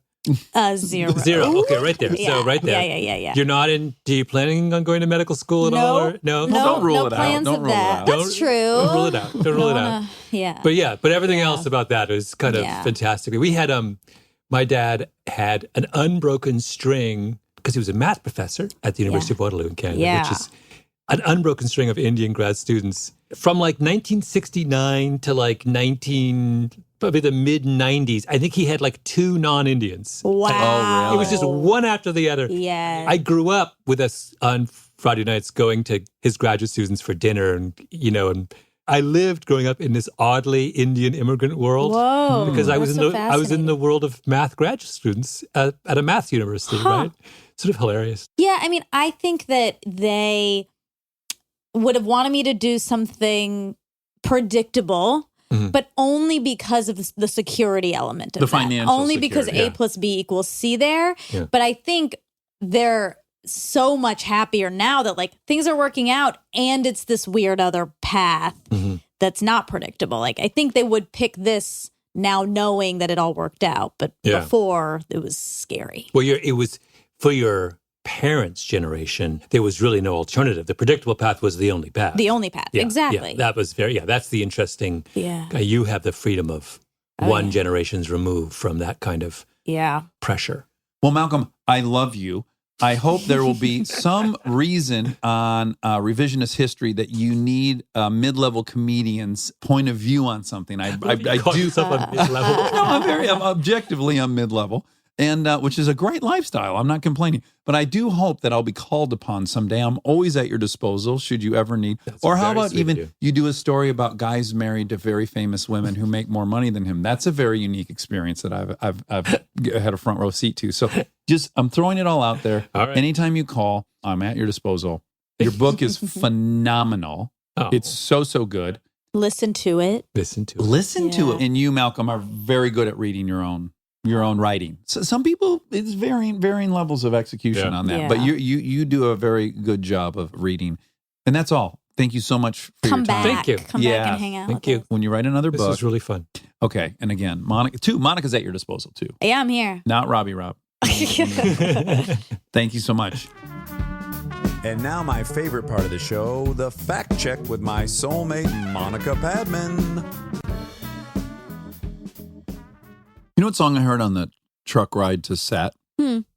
Walk like an Egyptian. Oh, sure. I know that one.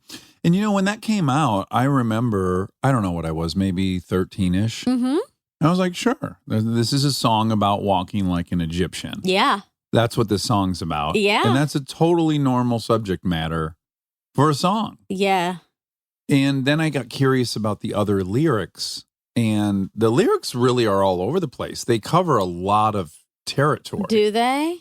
Do you want to hear some of them? I do. Okay. I felt like it was worth screen grabbing. Okay, let's hear. Okay. Let's see. All the old paintings on the tombs, they do the sand dance, don't you know? They move too quick, they'll fall down like a domino. One domino, all right? All the bizarre men by the Nile, they got the money on a bet. Gold crocodiles. Oh, They boy. snap their teeth on your cigarette. Horn types with the hookah pipes say, ayo, ayo, ayo. Walk like an Egyptian, we know that. Blonde waitresses take their trays, they spin around and they cross the floor. They've got the moves. You drop your drink and they give you more. All the school kids so sick of books. They like the punk and the metal band. When the buzzer rings, they're walking like an Egyptian. All the kids in the marketplace say, ayo, ayo, walk like an Egyptian. It gets into police. You ready? Okay. Okay.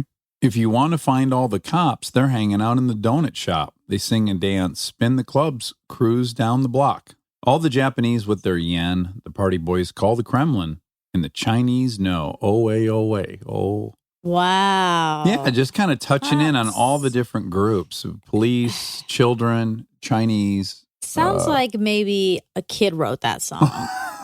I don't feel confident that. Feels like a bunch of words kind of just thrown in. Mhm. Some of the sentences don't make sense. They don't really hold up to critical scrutiny. Oh, bummer. But, still a great song. It's not taking anything away from the...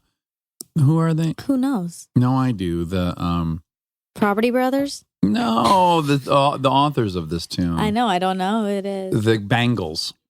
Oh, the The Bangles. Yeah. The Bengal Tigers? You would be not feminist if you were critical of the song. It I- would make you anti-feminist Oh, it would? to be critical of that song. Oh, it's a feminist well, anthem? it's by all women. I'm an equal opportunist critic. Critic, Okay, so scrutinizer. that does make me a feminist because I critique women and men equally. And Dead that equally? song is bad. Well, hold on. We don't want to be on record as saying it's bad. It's I'm allowed to have that opinion. Look, it is quite simply a song about walking like an Egyptian. And then I got curious. Here's why I looked up the lyrics. I got curious. Did they mean historical Egyptians or modern day folks in Egypt? And I'm leaning towards historical. Historical, absolutely. Cleopatra, Asp. I mean, they're ass. Asp. Who's It's Asp? always a crossword clue. Who killed Cleopatra? A snake, an asp. Oh, a 3-word. Yeah, some of those Yeah. 3-worders come up all the time. Yeah. It's also racist because it's like, Well, it's pretending that Egyptians used to walk with their hands poking. well, judging from the hieroglyphics, I think they determined that that's how. They did kind of a cool man walk everywhere they Where they went. just One in front, one in back. Stuck their hands, Yeah. poking And their then hands they out, moving made their chin go in and Yeah, out. it's Yeah. racist. It's racist. Well, can you be, well, I guess you could be racist against historical people. I think in their mind, they Sure. were more talking about cartoons. Okay. You know what I'm saying? Yeah, but the cartoon is based off a racist stereotype of Egyptians. I mean, I understand what you're saying, but it's just, there's nothing inherently negative about walking the way they were portrayed to walk. It's just curious. Well, it's like these people don't know how to walk regular. They walk with their hands sticking out both sides. It and could they're have been jutting so out. that they could have preempted the asp to strike. Like maybe that was a decoy with the hand out front. Oh. So that the asp would strike, be out of venom, and then they could proceed with caution, but still proceed safely. Oh, or would the asp get confused and think those hands were a snake or another asp? Yeah, So I then think that they're would like, be the goal. Oh, but they wouldn't strike then. They're just like, Oh, it's just another snake friend of mine, so I'm not going to come out of my lair. And do you think there were any police officers that were really liking the song, like the first half of the song? And then all of a sudden it's like, all the cops are in donut shops. And like, wait, why are we in this song? So This is many about stereotypes in the historical song. Egyptians. Yeah, And Wow. asp. I'm a little upset there's no reference to I'm asps sorry. in this song. I'm really sorry. I guess that'd be more like run like an Egyptian. If there was an asp involved, they'd probably be Sure. running. I would assume. How do you Okay. think they ran? Oh, well, based on how they walk, I have to Mhm. imagine it's Very Legs disgusting. akimbo. Yeah. scattywampus at best. Yeah. Okay, well, this is no top. Although this is the exact kind of topic that Malcolm might find some, Foray into. yeah, and then actually make some great conclusion. I know. We just don't have that power of conclusion. No, we don't. We're more confused the more research we do. That's I have the way more truth. questions now Me too. than I had this morning when I heard it. He is the best podcast, as Oh, I've said. I know. As I've said, and I'll keep saying it. Yeah, and this Revision is history. revisionist history. Revisionist history. I listened to, I think, 3 of them on the ride to the sand dunes You did? last weekend. Did yeah. you listen to any of the ones I told you Yes, to? all of the ones. Oh and my yeah. gosh. And I love them. I've yet to hear one that's not incredibly stimulating. And Did you fulfilling. listen to the one where he takes the LSAT? Oh, It's interesting. Malcolm takes it? Yeah. Okay. And And- he does poorly? Well, the episode is about why we in America, Have these standardized tests? yes, and how we test based on timing and all this stuff that has no actual translation into life. Right. No reflection of their workplace. Yeah, it's worth listening to. Well, generally, though, when I'm acting and they say action, a person does hit the stopwatch What do you mean? to make sure I do it in under 30 seconds. Well, you don't I'm have a teasing. normal job. No, well, and I'm teasing. On commercials, you do have to do it in a certain amount of time. Oh, speaking of, my beer worked. We should tell everyone Yes. that my beer worked. Your lucky beer Yes. that a guest left behind. Yeah. And you And then I went to booked my your audition. I did. And so we think now maybe a half beer before every screen test or network test. Yeah. Yeah, all the big ones. Yeah, I think that's a healthy way to go about life. Like, I need alcohol to succeed. A half beer. Yeah. Well, half the beer. magic beer, specifically that guest's beer. That's Well, we're true. gonna have to invite her back and say, "Can you please buy a whole lot of beer on your way?" But there's 2 in there, which means 4 auditions. It can get pretty flat though. Yeah, I think it Well, has to be. You would drink a flat beer to book a Of network course. show, right? Of course. Yeah, so you got 4 auditions left in the fridge. Okay. Mhm, All right. mhm. Does beer go bad? Once you open it. I mean, it just starts tasting worse and worse, Yeah. but I don't know that it gets poisonous unless it's in there for, Yeah, I don't think you so. know, a year or 'Cause you something. age beer. Sure, Rob ages his beers sometimes when occasion calls for it. I do have some aged beer, actually. Do you? Oh. Like how long? old? From 2015. Okay. It's like a Bourbon County Goose Island that's meant to be. Oh, so you're supposed to buy it and then let it sit for 5 years? Some of them, yeah. Not necessarily 5 years, but they're Okay. meant to age. But do you open it?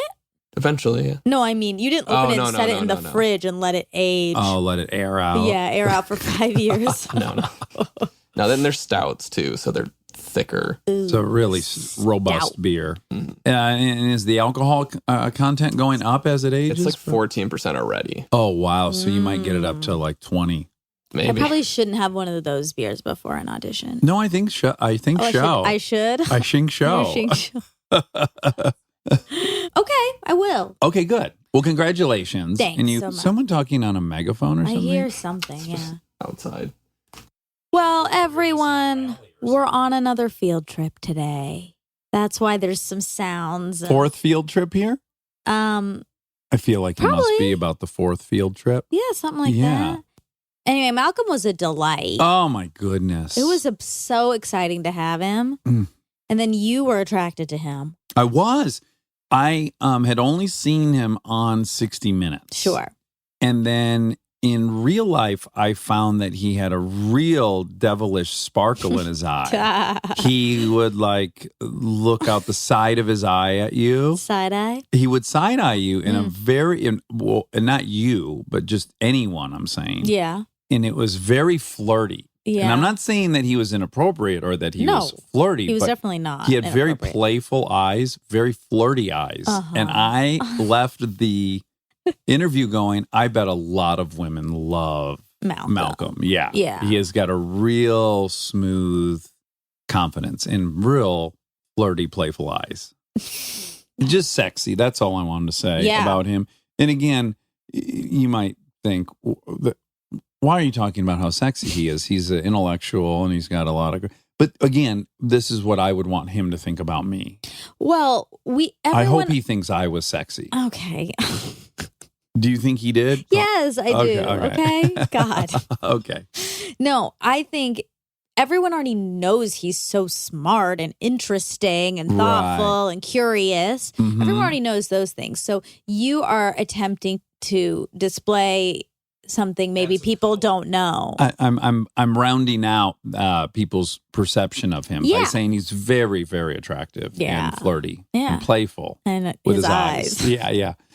Would you want him to have concluded you were sexy? Of course. I want everyone Okay. to conclude that. Okay. Though. Well, sometimes I don't know. I will say I started growing more and more curious about what Malcolm looks like with his shirt off. Because I was thinking, well, he's Boy. running these great distances. I'm sure he's very definitely svelte. chiseled. Yeah. Yeah. I love it. Yeah. Yeah. Okay. So you said that nobody's been referenced more on the podcast than him. Okay. That's not true. It's not? Well, no. Kristen the most. Oh, okay. That's fair. Sometimes 8 or 9 times in one episode. Okay. So could we Okay. say non-family members? Okay. Sure. Let me think. I think that claim's been made about a few That's what I guests. was just about to say. Well, we Is- make it about Sam Harris. You- Sometimes I say that You about say it Sam. about Sam. I think you maybe said it to Adam. I think you did. You've said it a few times. Okay. And so they can't all be correct. Right. Unless they were in a dead tie. Unless Which they're likely not. they're likely not. So I don't know who is. I'm going to leave that to an I armchair guess what to I more figure out. mean is I feel like he more than anyone else shaped how I think of different things because he's so good at pointing out all these different things that are counterintuitive. And I'm Sure. most drawn to things that are counterintuitive. Counterintuitive. But listen, C2. that's not what you said Yeah. at all. Okay. I won't say his name, but I'll be like, oh, but it's like the Korean airline pilots. You know, like I feel like I'm always referencing his ideas. Yes, his ideas and trying to package them as my own. No, I think I try to give So him you're- credit. There's no one else that we've had on that you've poached as many ideas from. Yeah, I think that That's probably true. that we could say. And we could say. Yeah. Okay, how big is the population of Canada? He said 32 million. 37.59 million. Wow. Yeah. That's not a lot. No, it's not. It's a tiny amount. They're nearly tied with California, right? How big is California? In that range, 35 million, Okay. 40 million, All right. Well, that's another fact to look up. 40 to 50. 39.56 million. 39. Good. So, So we're LA's just barely in the over. lead. Yeah. This is California. California, Oh, yeah, California. fifth largest economy in the world. Oh, my God. So proud of it. I'm so proud of California. Oh, my God. You know what I thought was interesting is his dad is a math professor and his mom is a psychotherapist. And an a author. writer. Mm-hmm. Yeah, and he's just the perfect combo. He is. Yes, because he has a real aptitude for statistics. He loves data. Yeah. And That's the math dad side. Yes, that's the math daddy. Yeah. And then, he loves the social sciences, and that's Yeah. the mommy. That's the psycho mom. Yeah, psycho mom, but not in a negative, not in a pejorative. Sure. Well, we don't know her. Okay. He's going to hate this if he listens. Malcolm, you messed up. Uh-oh. Yeah. Uh-oh. I have to correct a fact, he said. Wow. That's exciting. I know. It's like blocking a shot from Michael Jordan. Oh, it feels good and sad and good. Okay. He said every single person who's ever run for president, with 4 exceptions, has been a middle-aged white Protestant male over 6 feet.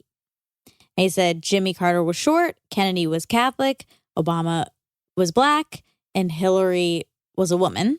He didn't say like in the modern era or anything. He said in the last 100 years. Oh, last hundo. Okay. And I am really proud of this. I thought of someone on my own before looking up. I was like, I wonder how tall that person was. Remember Ross Perot? Oh, yeah. 5'5", Ross Yeah. Perot. Like you. He was a miniature mouse with maximum horsepower. That's right. Yeah. He was only 5'5", and so Malcolm, sorry. There's a fifth. And then I started going down a rabbit hole of heights. Now, really quick, I just wonder if he would say this. Okay. Since Ross Perot ran as an independent, would he say of the major parties? Is that his point? I would hope Because not. certainly there's some bozo running for, the pink party or Sure. something that's like. But Ross Perot was an actual candidate that took votes from people. He sure did. Yeah. So you was could say that about like the fringe randoms, Right. but he wasn't a fringe random. No, he wasn't. He was a legit. Close to mainstream. Yeah. Yeah. Who do you think's the tallest president to ever live? If you had to guess. Well, Abe Lincoln comes right to mind. That would be in my running. That's correct. It is? Yeah. Okay. 6'4". Because he's 6'4", yeah. Well, they say he had, God, I wish I could remember the name of it right now, but they believe that he had this genetic disease that really tall people have where your aorta blows up. They say he would have died anyways because he had this disease, and there's all these markers like his gaunt face and a couple other things. Oh my God. Do you See have what it? type in what genetic disease does Marfan syndrome? Yep. Say Marfan? Marfan. And when I read that in high school, I got convinced I had Marfan syndrome. So I'm think like you, 6'3". You might have it. Yeah. I Yeah. was just asking you I'm if you gaunt had it. and gangly and doofusy looking. Those are all the criteria. Your doctor will look at you and go, doofusy, check. Gangly, yeah. You got Marfans. You're a have- Marfan. You have Marfan. Yeah. But it doesn't affect anything because. Well, until that aorta just explodes. I forgot about that part. Yeah. that's Most the big people with part. Marfans die prematurely by a lot. But Abe made it through. Well, he got shot in the head. But he was oldish. Well, Not old, yeah, I think he would have probably. They say he would have expired shortly thereafter but from this Marfans. due to the Smarfs. Yeah, from his case of this.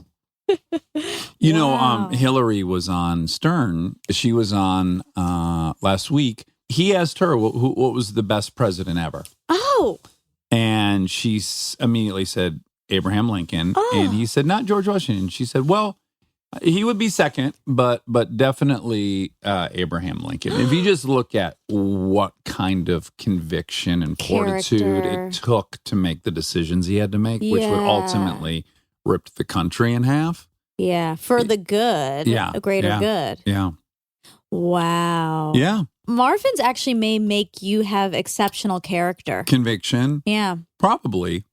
You have that. Oh. So you have thank Marfans. I just want one more clue. You do not look doofusy. Well, but- no, I've had some doofusy moments, I think. Well, we all have had I'm real that. gangly is the thing. When you're gangly and you like say lose your balance, you can immediately veer into doofus territory. Well, first of all, I've maybe never seen you lose your balance. Well, like when you bumped into that door that time, that was so embarrassing. there was nothing doofusy about it. Yeah, But if like Jess or I had done that, you'd have been like, what a doofus. no. You don't think so? No, it's equally doofusy if someone No, walks you into looked- a door. You looked great bouncing off that door. Because it was just this little person. It was just like, poink. It was almost like a cartoon. Whereas if we would have done it, we would have like folded up into a pancake on the ground or something. Our arms would have been flying. I think equally cartoonish. Okay. Just different characters in the cartoon. Right. So doofusy nonetheless. But you don't have gangliness, Well, even though you're tall. you don't think so? No, and like either does Jess. I would never ever describe him as Well, he's gangly. so athletic. Although that walk He's gonna he does. love that you said that. Okay, so Abe, good old honest Abe, was 6'4". I got a hunch who's second. There's a bunch of people that are 5'11" and 5'11 and a half that I think got rounded up. Sure. Well, they're in those dress heels. Well, no, That'll put even him at recently, 6. like George W. Bush Oh, it's 5'11"? and a half. Okay. So he's lying. LBJ was real tall as well. LBJ? Yeah. And then guess who's third? So LBJ was Second. second. He's 6'3 and a half, LBJ. And who do you think is third? Either, It's an upsetting answer. well, then Nixon. Trump. Oh, Trump. Okay. That makes sense. He's 6'3". I would have thought as well that maybe FDR, when he was not seated in his wheelchair, was pretty tall. He's 6'2". Okay. I'm doing better at this than I would have expected. You're doing pretty good. Like, I feel like this is, you know, when you watch Jeopardy and sometimes there's a category and you're like, I don't know, mountain ranges, Sure. and you don't think you know anything about it. And then you get like 3 out of the 5 and you feel like $1 million. Yeah. Yeah. Yeah, you do. You said George Washington was high up, and he is. He's 6'2" as well. He's tied for fourth. Oh, okay. But a lot of people, there's 5 people tied for fourth. Okay. So anyway, it's all interesting. It is. It is. Do you see this big wrinkle in my neck? No, I don't. Yes, you do. No. It's huge. Don't act like Okay. you don't see it. Well, it's right there. You got your chin way up in the air. There's no wrinkles. It's all flattened Yeah. out. It's huge. It's across my whole neck. Okay. It's enormous. Okay. I noticed it recently. I mean, I've noticed it my whole life. I've had it forever. Okay, great. And I really started looking at it recently and thinking, like, I hate that. I got to figure out a way to get rid of that. Oh, like a corrective surgery? Perhaps. Okay. Like a neck I'm going to reduction? get my neck removed okay. and just put the head directly on the shoulders. The shoulder, yeah. Okay. Yeah. You might want to have them Photoshop that look before you go through with the procedure. No, I feel good about it. Okay. And I blame being short for the wrinkle Oh, okay. because I've been stretching my neck for 32 years, Oh. especially when I was a baby. And all I'm these surprised your neck hasn't gotten longer. No, my neck is always my neck size, and then the skin is getting stretched and then causes a wrinkle. Okay. I mean, this theory is as good as any other, I guess. I know. Do I have any? You have none. Well, I have this Well, big protruding Adam's apple. That You have probably- like a tiny Oh. bit. Oh, But I think that's that's nice. because you're just sitting in a way. I am a little crunched up. You're crunched. Yeah. You don't have any wrinkles On my So- neck. anywhere. No, I have them on my face. No, you don't. Sure. Where? All over. Just look at my face. I'm staring at your face. There's no wrinkles. Watch Bless This Mess with me, and I'll point all of it out for you. And I'll show you all the things on there that No. are awry, No. asymmetrical, and No. You look like gangly, and doofusy. And and Marfin. Yes, Marfin-y? it reads very Marfin. Listen, you look like a little boy. Okay, thank you. Okay. Yeah. Look, I'm doing fine. For 44, I can't complain. You I look can't like complain. a 34-year-old. God bless you so much. You do. To just 2 years older than you. I know. You still look older than me, so I had to give Yeah. you. Well, you look like you're 24. Thanks. Yeah, so you you look know like you're that. 26. You only look a couple years Oh. older than me. Oh, okay. Then how's Rob fit Rob into looks here? 42. Oh my goodness. No, he's so Rob, young let me and see your cute. neck. He doesn't have any wrinkles. He doesn't have I any heard wrinkles. his neck pop. Did it just crack? Okay. Rob's neck's looking Oh. nice. He doesn't have Yeah. any wrinkles. No, it was very smooth. Wow. Okay. Youthful. Okay, I have some sad news. Okay. One of my facts got deleted, Oh no. and I don't know what it is. It's the lost fact. Oh boy. So, So there was just one more fact and it's gone? no, there's more, Oh. but there was one in the middle, and you don't remember the and I topic tried even. to undo, and it didn't work. Control Z Yes, it did not work. didn't work. It wasn't meant to be.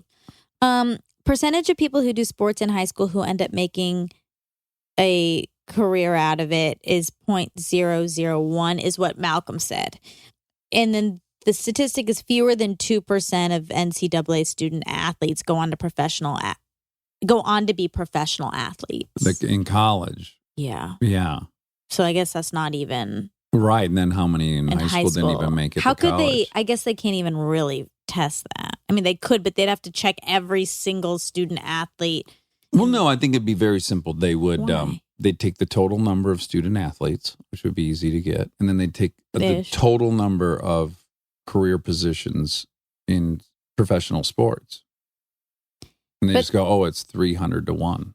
That's But- the math I would do. That would be the fact. If you gave me this as a project, Got it. that's what I would do.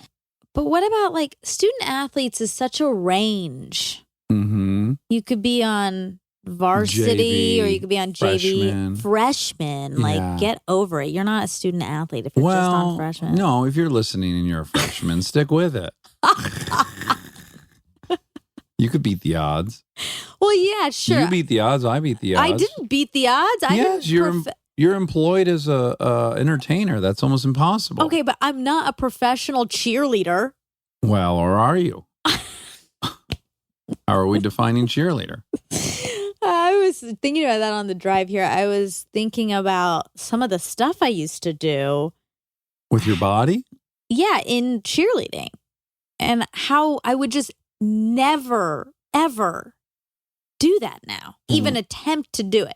Right. And I'll add, too, if someone caught you by the pussy, now you'd probably be very aware of it. Yeah, sure. Whereas in the past, you just shrugged that off. I think I was still aware when it happened. But in a not aware way, right? Like, oh, yeah, like someone brushed your shoulder. Yes, but you just don't really have time to focus on it. You're in a routine. But now if you were just doing it recreationally and someone caught you by the pussy, you'd be like, whoa, that, Probably, yes. yeah. I think it'd just be a little different. Probably.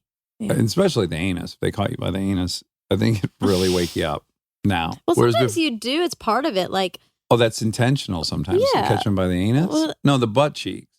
yeah, butt cheek. Sorry. Yeah. Right. I mean, I guess. But certainly someone's finger stabbed your butthole at some point in that long Okay. career. I'm going to say probably not because you're wearing bloomers and shorts. Yeah, but they're like, they catch you and they have most of your butt cheek in their hand, but then they're Their fingers the- sticking up. in there. yeah.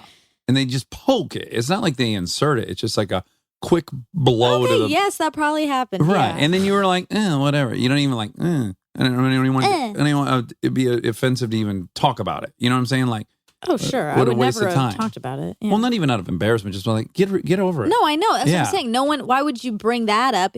You're busy yeah, focusing, performing. performing. But now, don't you think if you got a quick jab to the butthole with someone's index finger and or ring finger or middle finger for that matter, you would be like, oh, I do think that is the case. Yeah. Yes, unless they're saving my life when they're sticking their finger up, then I probably wouldn't notice. Still, oh, well, that's good to know. yeah. In case I ever have to rescue you, and I'm like, well, I would catch her, but I'm afraid I'm going to poke her butt Yeah. with my index Don't ring. stop yourself. I won't. I'll catch you. Okay. And we'll worry about the rest later. Okay, so you know how we talk about this all the time, the article about how papers don't want to put black people on the cover. Oh, uh-huh. Mhm. Uh-huh. And you always reference New York Times. Uh-huh. And I'm trying to find it and I can't find it. And I'm just nervous because we keep saying New York Times and I don't know. That's very fair. And also I'll add, my point stands regardless of whether it's that. The point is, Yeah. They're underrepresented. Mm-hmm. And is that an indictment of racism or is it an indictment of empathy? Yeah, And who buys the paper? Yeah. That is the point. Yeah. But there are facts in there that you're throwing in, words loose and goose. that we don't know are true or not. I'll try to figure out if I can. I know. I'd love to Between find. Kristen and I, if we can figure I out. asked Kristen. She doesn't know. Yeah. Okay, so you said that my dad moved from India to Atlanta, but he didn't. He moved from India to Chicago to Kansas City to Atlanta. Real tour of the Midwest. Mm-hmm. Wow. Yeah. Okay, so you said you're a mid-level comedian, Mm-hmm. and you're not. No, I am. No, you're not. By all measurements. Like my movies What were measurement? mid-level successful, and my TV shows are mid-level successful. No, this. So aren't I a mid-level comedian? No. Oh, that's not. Okay. Let's not do this. Oh my god. Oh my god. Take your Marfins and get out of here, okay? All right. I just think of top level. You've got your Vince Vaughns, your Will Ferrells. You know, anyone I'm leaving out, your Seth Rogans. I apologize. I like all of you. You know, they're like the top tier comedians. You know. You're in there. Well, God bless Yes, you are. You've worked with all those people. What are you even saying? Why do you hate yourself I so don't. much? I think appraising myself as mid-level is a very healthy perspective.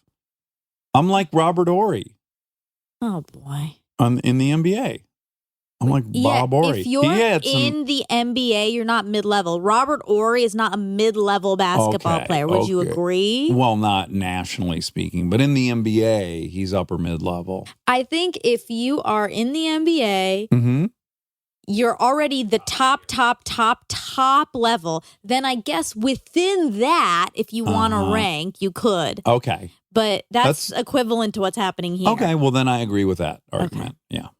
All right. That's Okay. all. That's it? Yeah. Oh.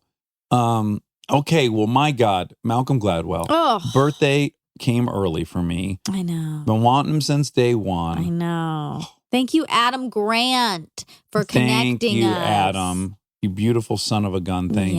Yes. And I've begun emailing Malcolm about cars. Oh, fun. Mm-hmm. I'm going to see if I can't get something brewing. Ooh, what does that mean? Well, just friendship wise. Oh, fun. Yeah, I wouldn't mind seeing that gaze of his playfully dance across my face a few more times. Yeah, you love his eyes. I do. Now, back to Walk Like an Egyptian. You know, there was also a popular song when I was younger. She's got Betty Davis eyes. Sure, I know that one. And my father was nice enough to explain to me what that song meant. Now, this is his interpretation, but you know, they were saying that the woman was very coked up. Oh. That she had big eyes, big round pupils. Oh. Like Betty Davis. Oh, so it's actually a song about drugs? Yeah, about a gal being Oh, all gacked up. I don't like that as much. It's less romantic, It right? is, yeah. Bummer. Look, that's my dad's impression. I don't stand by that. Don't sue me, whoever wrote Betty We Davis should look up eyes. the lyrics. It's Oh, Kim yeah. Carnes. Okay. There's verse, she'll tease you, she'll unease you. That just sounds to like someone please you. coked up, yeah. She's got Betty Davis eyes. Well, it also sounds like a seductress. She'll expose you when she snows you. Snows. She'll Powder. expose White you flake. when she snows you. She knows Oh. you. Okay. She's got Betty Davis eyes. She's a Hoover. Okay. Blessings to Malcolm. Yes. Blessings to you guys. Praise Yeah. be under his eye. This is, I mean, it's almost Christmas time. Yes. I wish I had my jingler here on set, I know. but we don't have Do it it with your mouth. jingle bell Yeah, sound? I yeah. can't possibly. That's good. Okay. All right. Well, Merry Christmas. Merry Christmas. Merry Christmas.